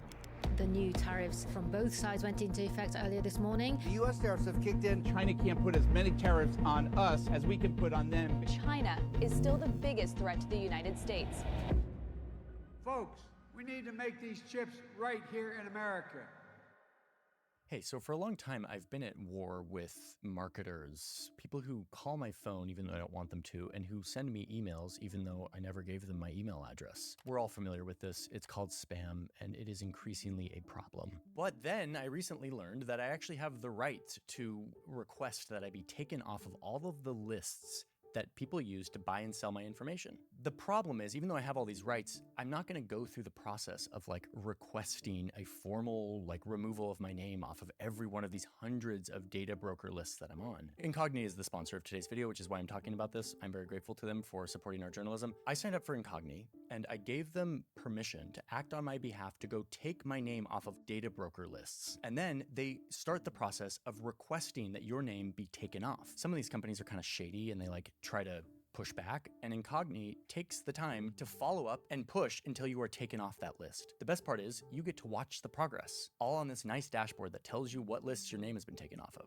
I recently learned just how pervasive these data broker lists are. They use it not only to fill up your inbox with spam, but also to track your web browsing activity, which they then can sell to a health insurance company, which could jack up your premiums. Luckily, Incogni has helped strip me away from these lists, and my phone is now strangely quiet. My inbox is not a hornet's nest. So if you want to try this out, there's a link in my description. It is incogni.com/Johnny Harris. When you click the link, you get a pretty big discount. It's 60% off when you sign up for the annual plan. I do the annual plan because once you're taken off these lists, you immediately get put back on, and Incogni constantly monitors month after month to make sure that you stay off these lists. So yeah, big discount.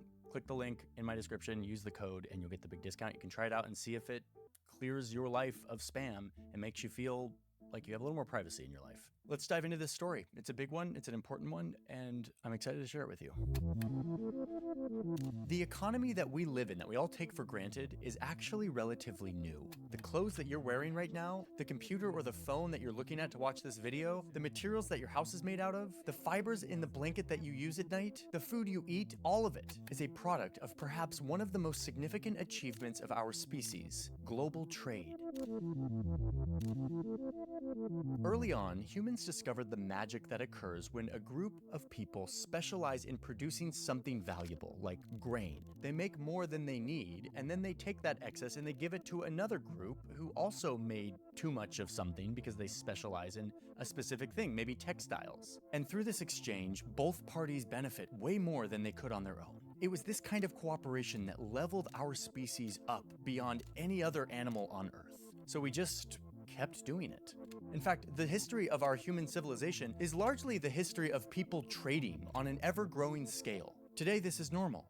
We call it the economy. By the time the 1900s rolled around, we had a pretty connected world. There was global trade all over the place, but it was still pretty clunky. Everyone had different trade rules, different currencies. Countries were worried that foreign products would threaten their domestic producers, so they put up trade barriers and imposed big tariffs on stuff coming into their country. Then 70 years ago came that war that almost tore this world apart. Out of the ashes of that war, the US emerged as the most powerful country ever. It had troops and influence in every corner of the globe. And with that new power, the US and its allies wrote a new playbook for the world economy. They would make it so that the US dollar was the top currency. Everything would kind of be pegged to the US dollar. This helped stabilize the whole system. It helped it move more predictably. It helped countries send and receive money across borders. The US also got countries together with the goal of lowering the taxes imposed on products flowing in and out of their country, tariffs. And through all these efforts, all these new rules, borders opened up. Anime popcorn. Investors could put their money almost anywhere on Earth to grow new businesses. Corporations could look to faraway lands for cheaper workers to set up their factories. The world became one big market, and it started to benefit hundreds of millions of people. So much so that even anti-capitalist China couldn't stay out of this global economy that was so unrecognizably open, that was so much more open than anything the world had ever seen. There was way too much money to be made. So China jumped in. They said that they would remain communist, but they would open up a few dozen of their coastal cities to be open for business in this new global market. Millions of China's rural poor flocked to the coastal cities, these gateways to the global market. They showed up ready to work, and to work for cheap. A world away over in the United States, corporations looked at all of their factories in places like Detroit and Buffalo and realized that it would make a lot more sense for them to move all of these factories to China, where they could pay workers a fraction of the wage. And spoiler alert, all these coastal cities in China that opened up to the global economy soon looked like this. Hundreds of millions of people in China lifted out of poverty and thrust into this new middle and upper class, all thanks to the magic of the global economy, based on the rules and policies that the US had set up after World War II. It was so good for China and a bunch of other countries, but for the many Americans whose jobs had just been given to someone in like Shanghai, this didn't feel like magic. It felt like betrayal, like a recipe for poverty and ghost towns. This China shock was one of the first big tastes of the economic pain that this global economy could inflict on huge numbers of people. But to everyone else, it was totally worth it, because thanks to this system, people were suddenly seeing prices at their stores drop further than seemed possible. Washing machines, shoes, tools, toasters, couches, shirts, socks, toys, mattresses, lawn chairs, anything you can think of is now flowing from Chinese factories and available for dirt cheap at your local Walmart, all while transforming the lives of people in places like Vietnam, India, Chile, and Thailand, who saw huge economic growth during these years. So by the 80s, China's fully in the global economy, and it is a gravy train. The US and UK both elect leaders who love this free trade global capitalism. More trade, not less, is the wave of the future. The new system was boosted by all of this new technology that was coming out, making it easier to pass information across borders, to move money, to move people, to move goods across the globe. A globe that used to be vast and daunting and closed, but now just looked like a giant marketplace. All of this transforming in a matter of decades. But I need to call something out that is very important and that is maybe not obvious at this point, which is that the seemingly magical process that made the world economy do this wasn't actually thanks to technology. It was thanks to humans' most amazing invention, most amazing technology: policy. Words on a page that establish rules that countries and people promise to obey. If we all believe and obey these rules, it creates the conditions that made the world into a giant marketplace where a corporation could source whatever they needed to make their product from anywhere in the world, whatever made the most economic sense. Soon, products as simple as a t-shirt would travel along an unfathomably complex supply chain using material and labor from many countries all around the globe before eventually showing up conveniently just in time at the store. Policy had created mass cooperation between billions of people who don't speak the same language, who don't know each other, but are somehow all getting in on the same market. This mental construct of economic policy is what created globalization, the globalization we know today. And what's crazy to me is that if you tinker with the policy, if you mess with this, you can reverse a lot of this globalization, which is exactly what's happening right now. There is simply no reason why the blades for wind turbines can't be built in Pittsburgh instead of Beijing. Okay, but let's stick to our timeline here. We're kind of in the 90s. And I'll tell you, people in the 90s would have never guessed what direction this story is about to go. The Soviet Union had just fallen. Free trade and global capitalism had unambiguously beat communism, and the magic of the free market was seen as the solution for pretty much everything. Free trade had just ended global conflict between these great superpowers, maybe forever. Free trade was eradicating global poverty. Free trade was pushing countries to adopt democracy. And here's Bill Clinton, giddy about how good it's all going, predicting that free trade would bring democracy to China. The more China liberalizes its economy, the more fully it will liberate the potential of its people. Their initiative, their imagination, their remarkable spirit of enterprise. And when individuals have the power not just to dream, but to realize their dreams, they will demand a greater say. Free trade would prevent our age-old human curse, war. By so deeply entangling countries in mutually beneficial deals, that it wouldn't make sense to fight. After all, free trade had turned Europe from a continent ravaged by war to this tightly knit group where everyone's holding hands and smiling together. Why wouldn't this naturally just happen to the whole globe? China continued to make stuff and send it to the United States. Our dependency on them and them on us continued to grow, and that would surely prevent any conflict, right? No. It's looking like that's not how it's going to turn out. In fact, it's kind of the opposite.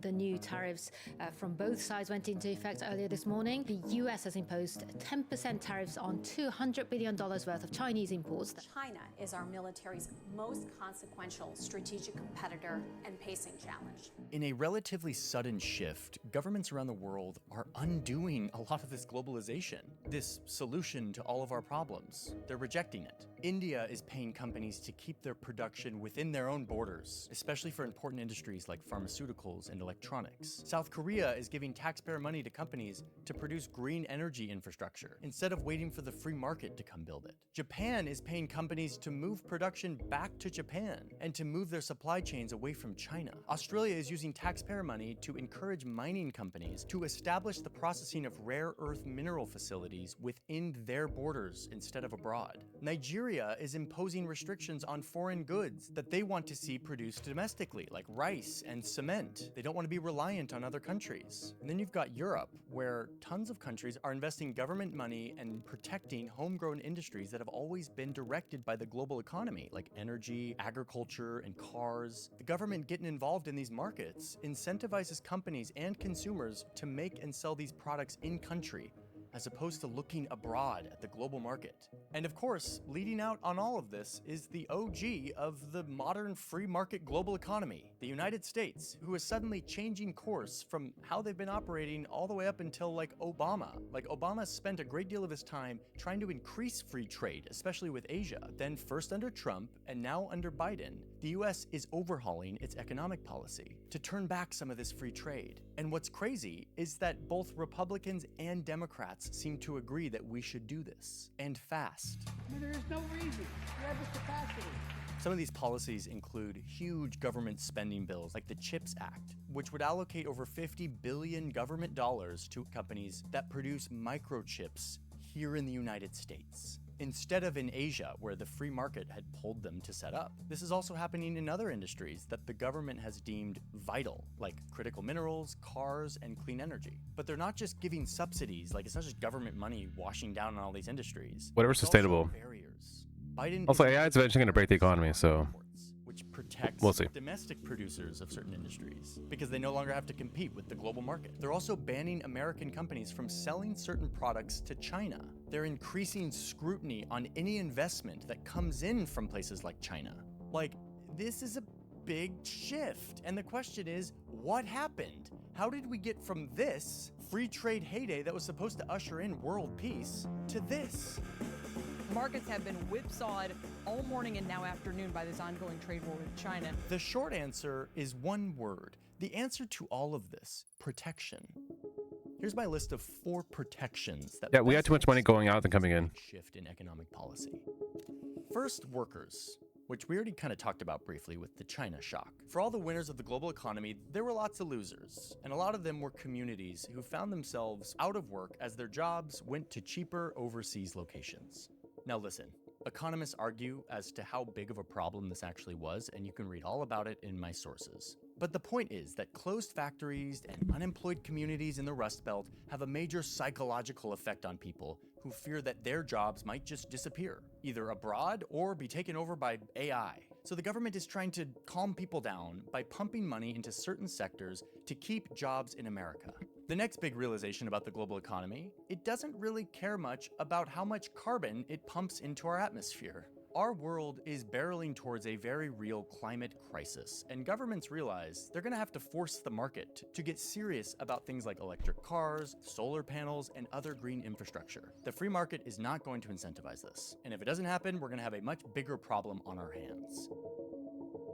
One of the best parts of the global economy is that our products get made by materials that are being tossed around the globe at the perfect time, at the perfect place, to all come together to be made into a final product, all to arrive at a shelf at some store so that we can purchase it. These supply chains are insane, and they across the entire planet. And it works great until the world shut down in a global pandemic, leaving people around the world without the products that they either needed or just kind of got used to having. Again, economists argue about how big of a deal this was. A lot of them are like, no, the supply chains held up really well during COVID. But regardless of what some academic economist is saying at MIT, all of us are left with a pretty bad taste in our mouth about supply chains after COVID. The system feels too fragile. A lot of us feel too reliant on a fragile system of faraway global connections that could be rocked at any moment, which has led to these protectionist policies that these governments hope will bring supply chains back inside of their borders. Okay, finally, and perhaps the most important explanation in all of this, is that Bill Clinton was totally wrong.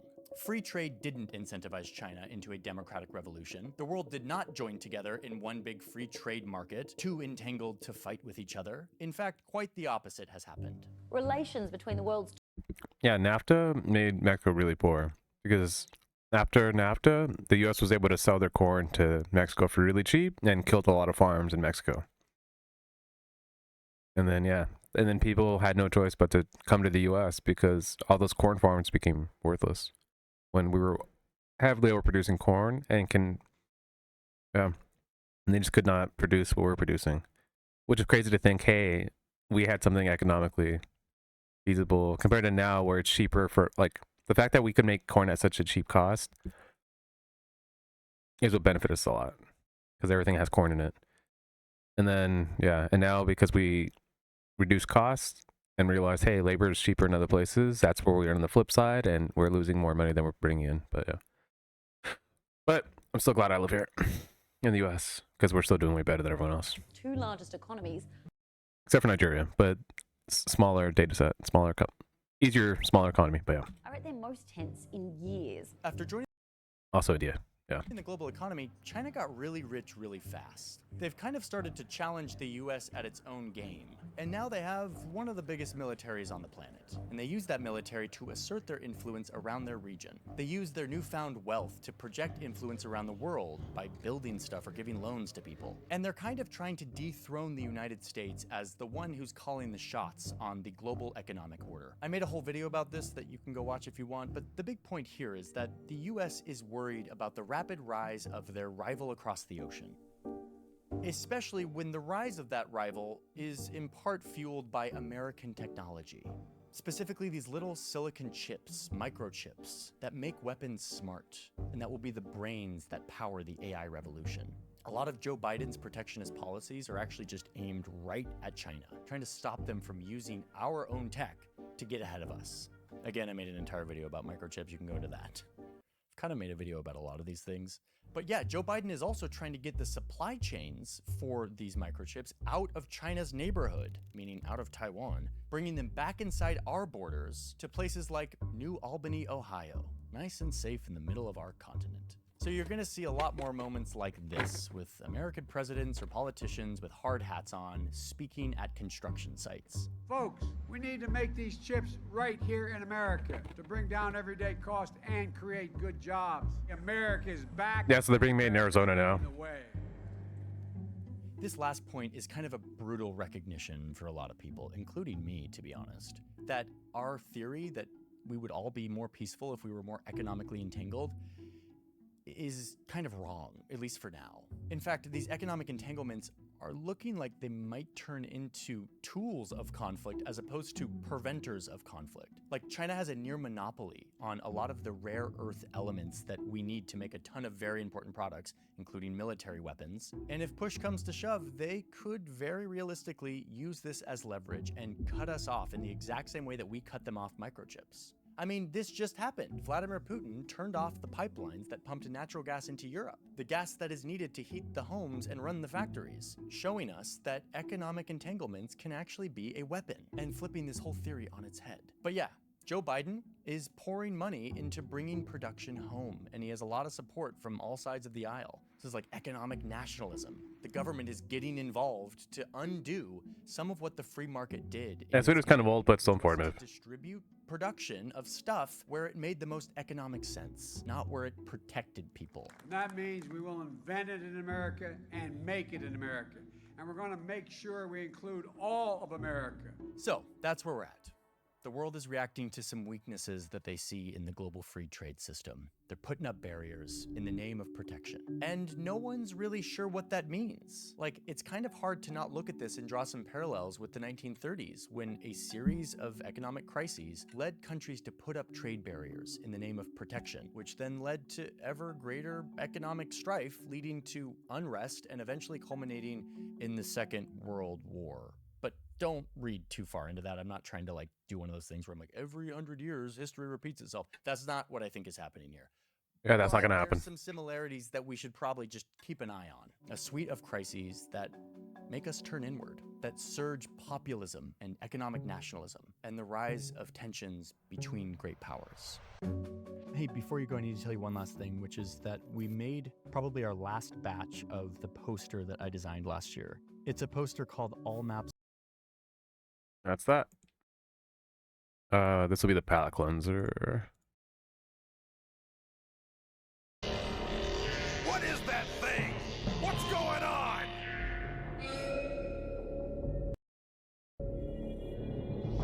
Goku vs. Nappa. Daddy! It's Goku!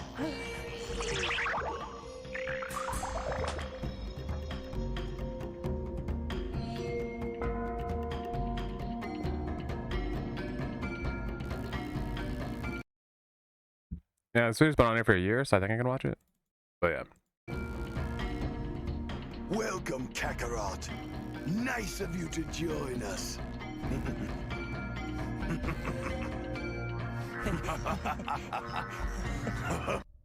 Well, I was beginning to think you weren't going to show up, especially after your little family reunion with the Raditz. Did you two have fun catching up?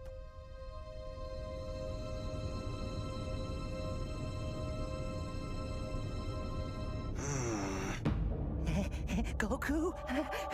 You're here! My dad's back. I see. Not much for words, eh, Kakarot?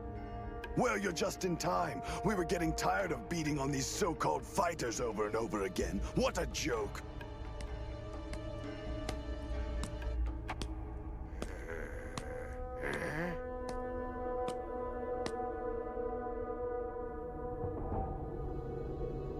Piccolo. He was protecting me. He saved me.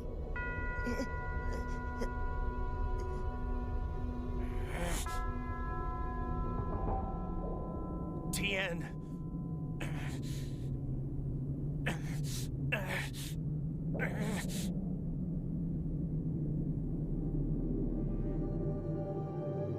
Yamcha. Oh, are these guys friends of yours? Sorry about that. They were fun to fight for a while, but they all met the same fate in the end. Yeah, that's right. I took care of them all.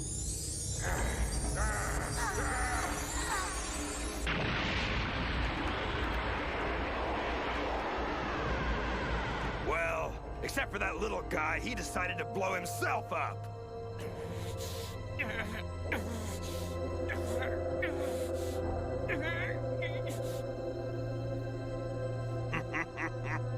And the whole time I was pounding them, they were waiting for you to show up. Somehow they knew you were coming, but it didn't matter. You were too late.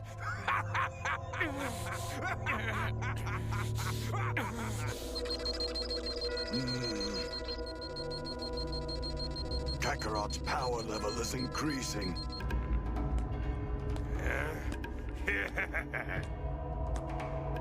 They were weak, just like you are.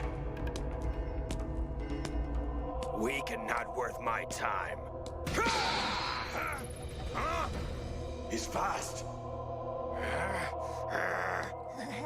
Come on, Gohan. Hey, Krillin, are you all right? Fantastic. I was a little late. Sorry, but it's okay now. Oh, I almost forgot. Special delivery from Korin. Here. Wow, a sensu bean. I sure am glad to see that. This was his last one. Whoa, wait a minute.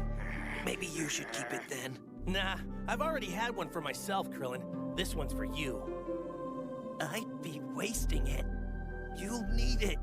If you're gonna try and take down both of these guys. It's your help that I might need.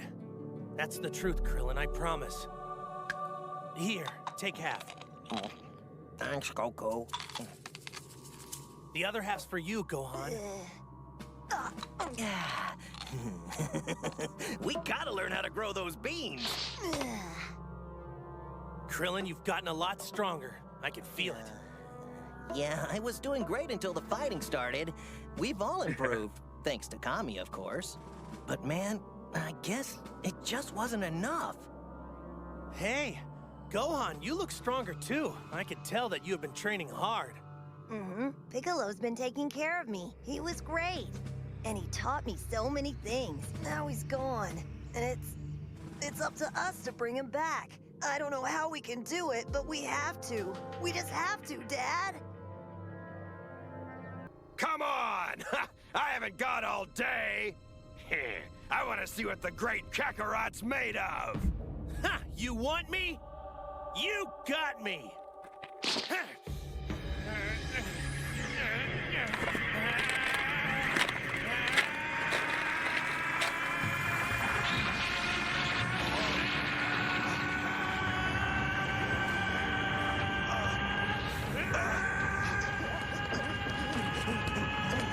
Oh, that's from my dad?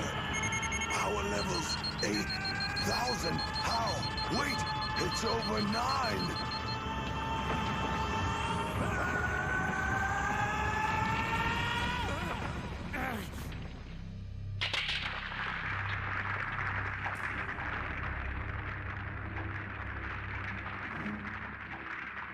Vegeta, what did you say his power level is? It's over 9,000! 9,000? There's no way that could be right! It can't! Don't be so sure. 1,000. No, I was trained in the art of Kaioken. Kaioken? KO whatever! Who cares? I'm still gonna crush you! I don't care what you've learned!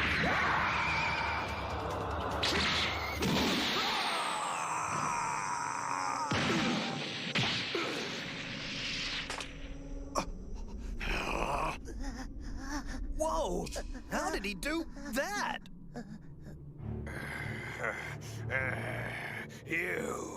You'll pay for that! You'll pay! We'll see, but I haven't even warmed up yet. What? Why, you little... That was luck! I'm the second strongest Saiyan in the universe! Well, if your friend is stronger than you, then I'd say that makes you the third strongest. Kakarot! I'm gonna rip you apart!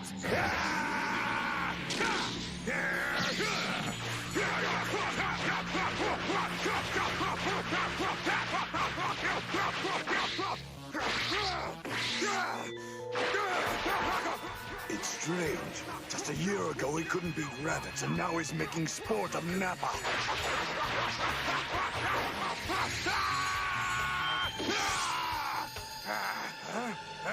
Over here.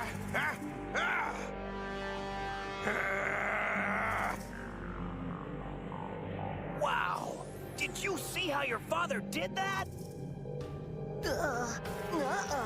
Did you? I'll get my hands on you, and when I do... I've never heard of anyone increasing their power level that much in 1 year. What?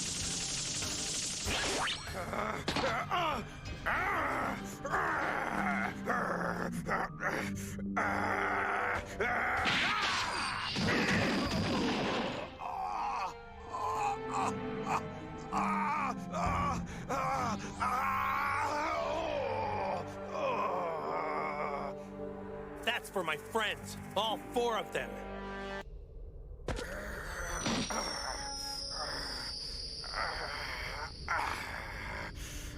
I was Commander-in-Chief of the whole Saiyan army. You're nothing compared to me.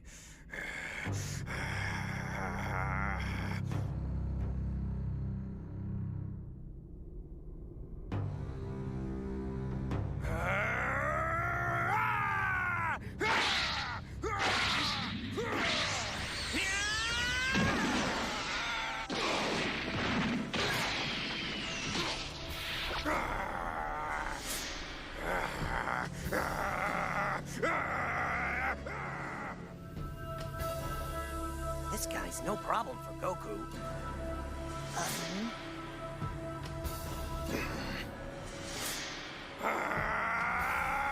I'm through with you! Kakarot!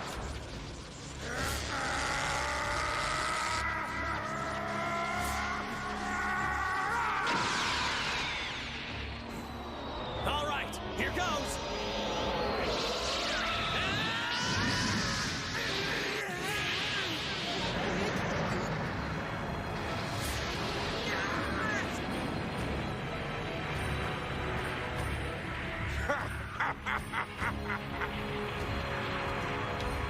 Huh?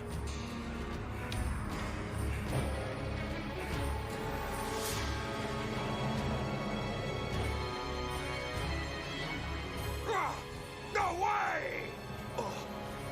How was that pathetic fool able to stop that? We'll take this! Just tanked it. This one's for Piccolo! What was that?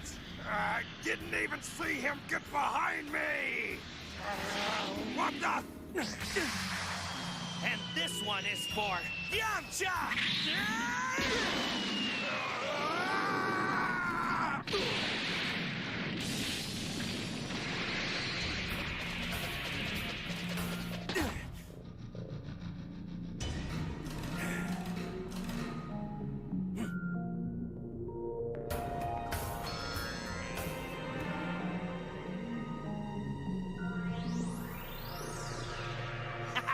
Wow, no way!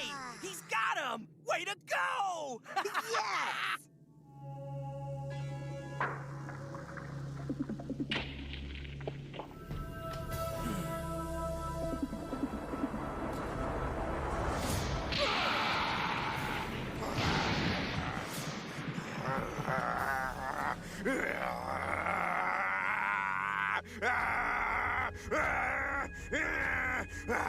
I hate you! You hate losing. You're not used to fighting someone stronger than you. You're not stronger than me, you little runt! Your strength was tested when you were a baby! You're a third-class Saiyan! I'm a Saiyan elite, you low-class dog! Nappa, don't be a fool! Calm down! How do you expect to win when you're so mad you can't even see straight? Now settle down! Use your head!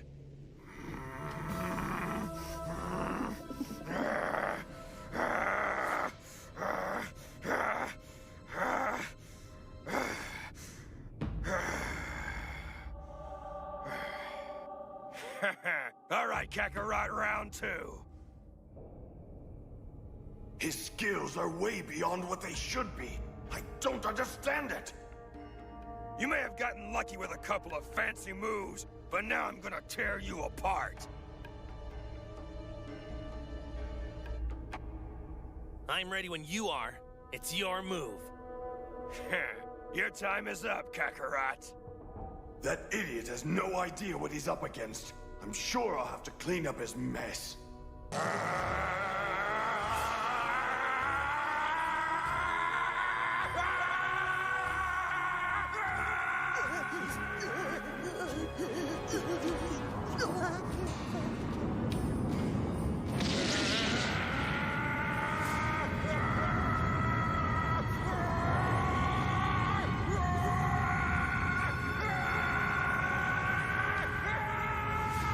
Now he's getting serious.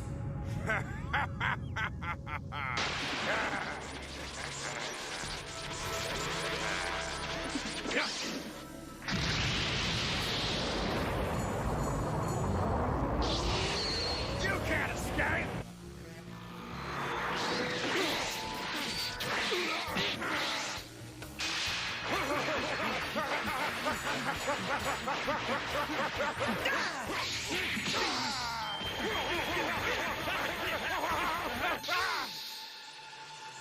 Phew. This might be a little tougher than I thought. That was just a taste of my skills. I haven't even begun to show you my full power. See how you like this.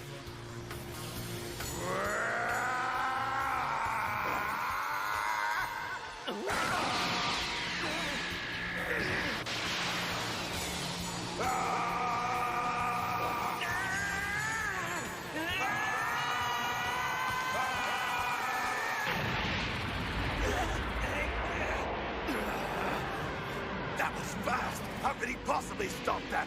Nappa was right in his face. Huh?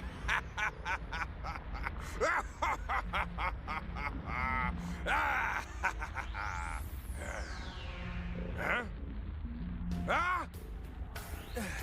That was a little too close. Any closer and I'd be history. This can't be happening. Nobody has ever survived that attack. He's got to have some weakness. This cannot go on forever. I should really try using the KO Ken attack. But I've got to save my strength for the other guy. All right, that's it. Enough! You heard me, Nappa. Come down here. You're finished. Don't look at me like that. So far, you haven't managed to land a single punch. I think you've embarrassed us long enough. That's just great. He was just a warm-up. And this other guy really seems to know what he's doing. Please, hang on, Dad.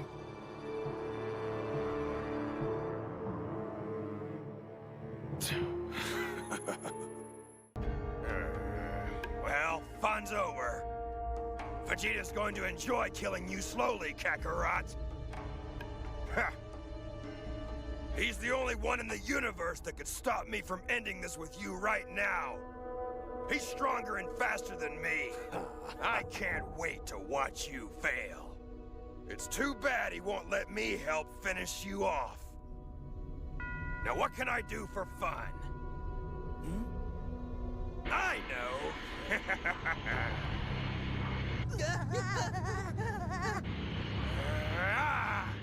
Go on, no! Krillin, run!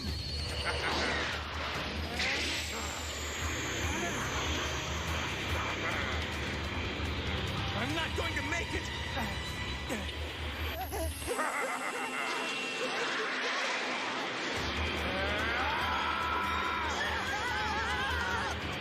KO Ken attack! Now what?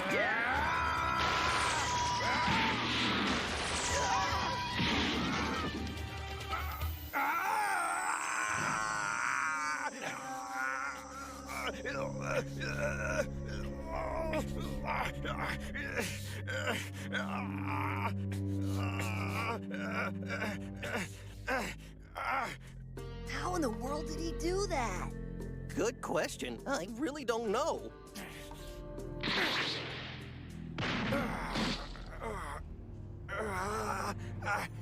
I can't move my legs. Wow, Goku, I think you really hurt that guy. He's not getting up.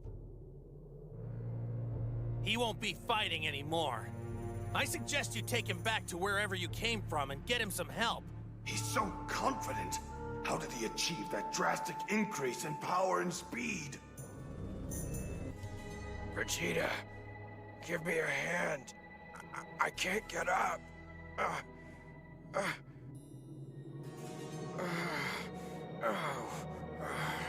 Thank you. Sure. It's the least I can do, Nappa.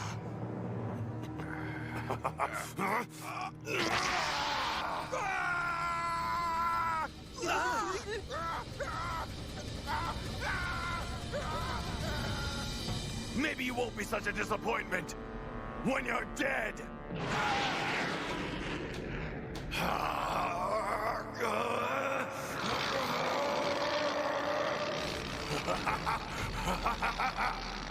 Wow, this is intense! Goodbye.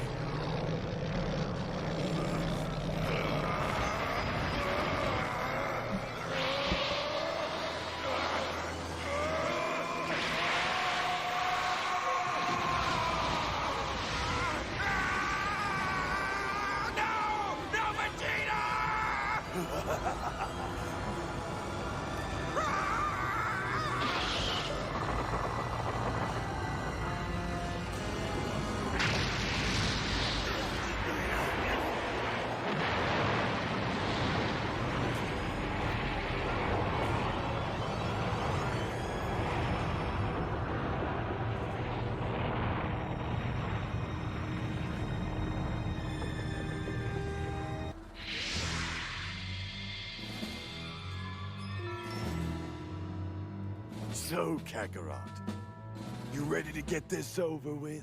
I know a better place than this. Wherever. Just lead the way.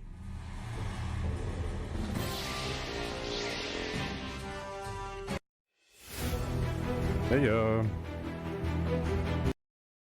Goku versus Nappa.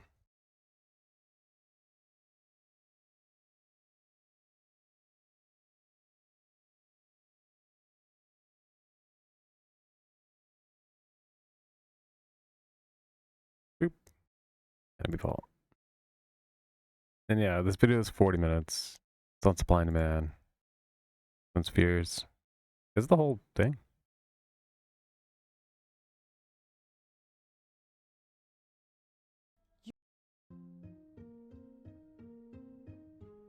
Alert NPCs.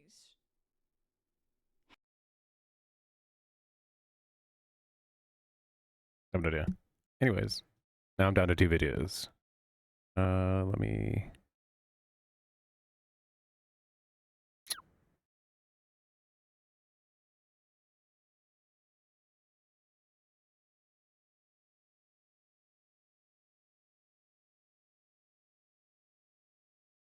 There we go. I'll cue this one for later. Sponsored by Morning Brew. And then I had a bunch of videos.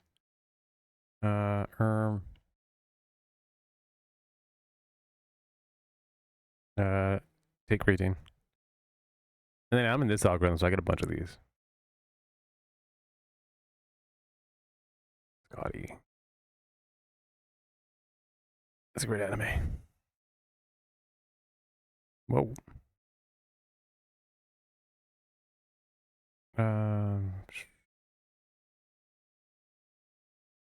This one was pretty interesting. I'll mod it. Attraction for me.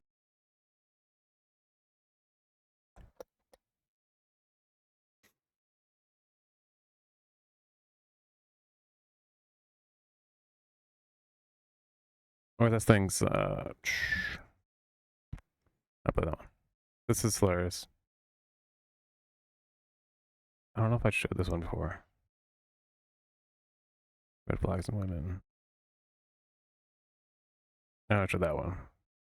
Sucked out. Dokity song. Trading. Develop internet. Definitely gotta play that right now. My childhood. Time to log in to play some Diablo. 16 years ago.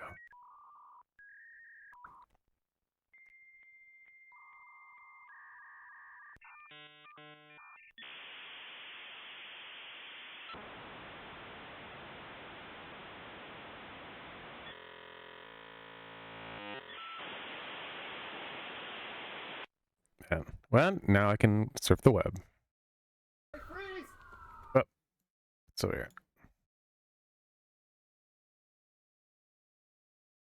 Yeah, this one's pretty cool. Let's put it back there. Oh, this one. I think I already played this one. Animatrix. Fantastic. Did I play this one? Science of Self-Control. I don't think I played that one, so I'll add it. Classic. Yeah.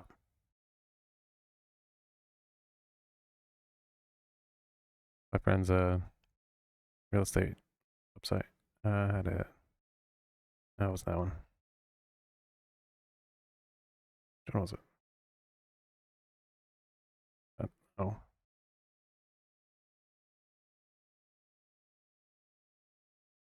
I think it was this one. And this one? No, not that one. Unfair advantage. Whatever, I'll just put these. Yeah, I watched this video, it was pretty good. I didn't watch any of these except for this one. I think I just queue. That's the thing, I'll click on a video to queue it. Did you? Last of Us. Oh yeah. Yeah, because I'm Santa Barbara, and you go to Santa Barbara in Last of Us. And I was like, hey, it actually looks like that. It's the bluffs. You are. What? I think that might be it. No, it wasn't this one. Where's that? Music. Camera May 3rd.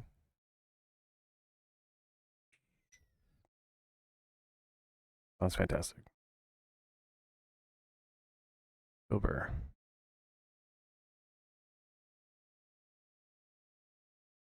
This one? With this one? Who's that one? That'll be the last one, I believe. I think it was just music. Yeah. Because this is when I actually originally, I believe, watched these videos.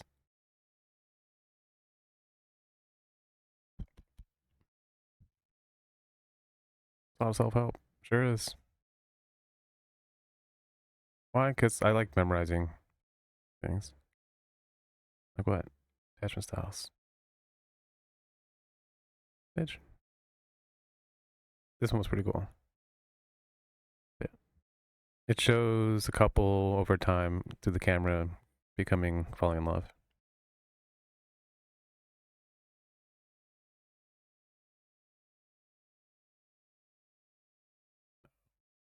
That might be it.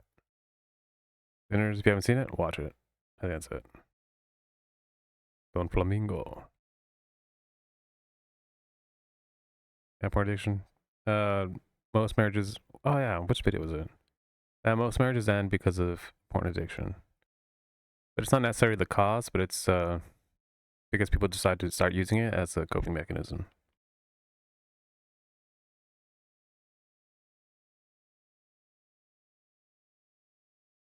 That's not scrolling. Literally, it's like a month ago. I play this though. So you're a one-girl guy. Yes, I am. Meet Joe Black. Right. I love this movie. Looking for her right now, actually. Who knows? You might be her. It's a lucky day. Just get in the big bad city. Not only do I find a doctor, but a beautiful woman as well. So you and I, if we were married, no, for example, okay? If you and I were married, I would want to give you what you need. That's all. I'm talking about taking care of each other the best you can. What's wrong with taking care of a woman? She takes care of you. You'll have a hard time finding a woman like that these days. Shoot, you think so? Mm-hmm. I don't know. Lightning could strike.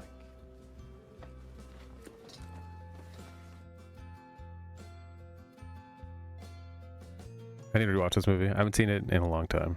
But yeah. Meet Joe Black.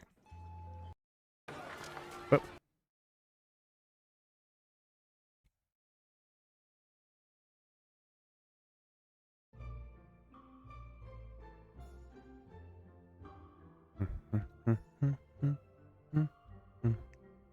Hey, look, now I have a bunch of videos queued again. I'll get through them. Let's see.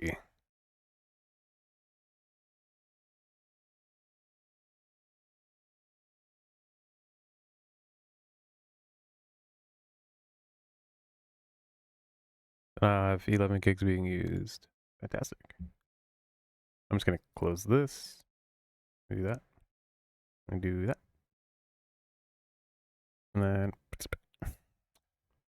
yes, I'm gonna be playing Undertale. I'm only gonna play for 3 hours because that's all I have time for. I'm just gonna close this.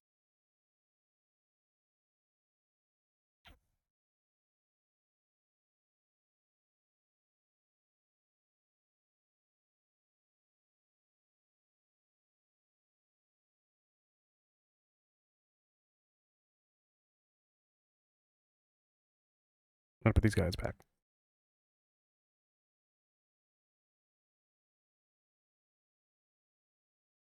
Yeah, they're fine.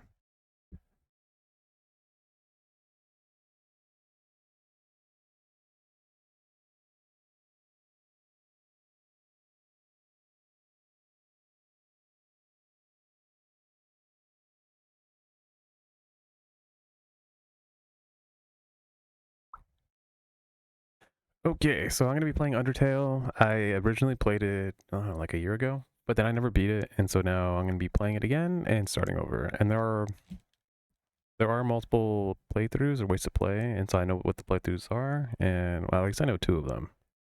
And so I'll be going through and doing a pacifist run. Pacifista.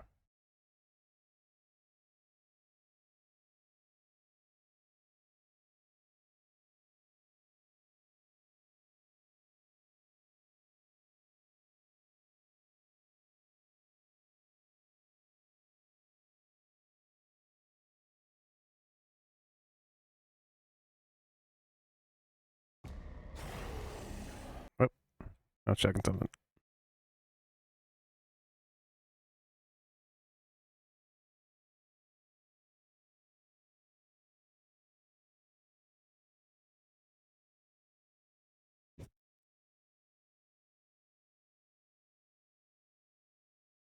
Let's see. Hear this?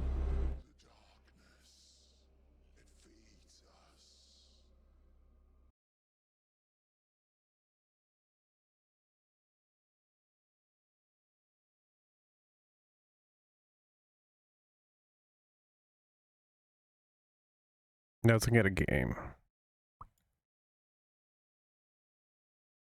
I don't know if it's any good. Game's called Enshrouded. I don't know if it's any good. Anyways. I was gonna open up a, what was it? Dota. Yeah. So yeah, Undertale. I installed this last time I played it was December 11th, 2020. Actually, no, I played it on here. Oh, I played it on my, I think I played it on my laptop. Yeah.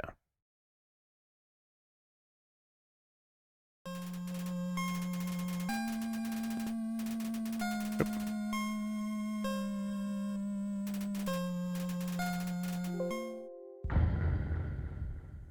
You see it?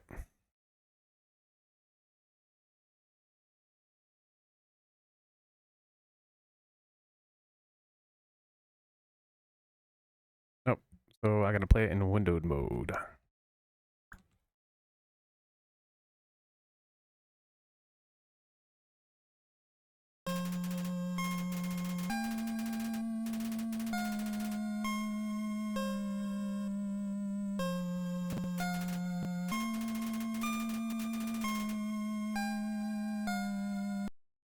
And for consistency purposes, I will that it's being captured and running. I will open it and close it again.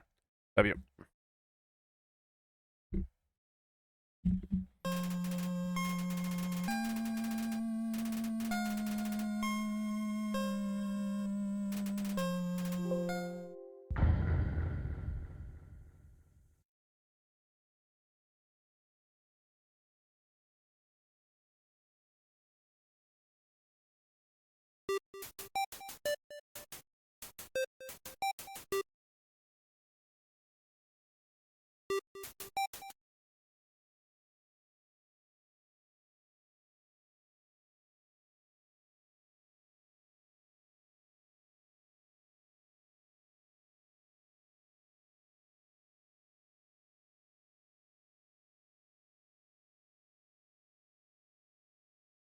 Wee.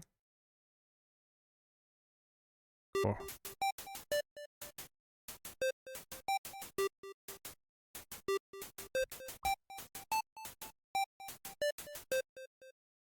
Hmm. Name the fallen human.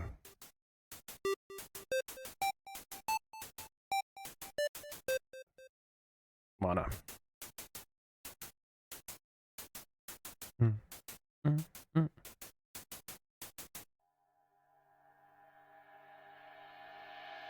Also, yeah, my save wasn't on here, so I'm guessing, yeah.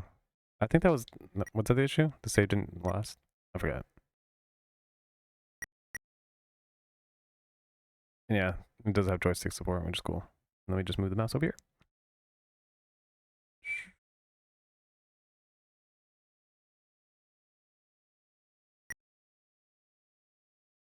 Do, do, do, do, do, do, do, do, do. Hello. Howdy. I'm Flowey. So I gotta keep track of my time.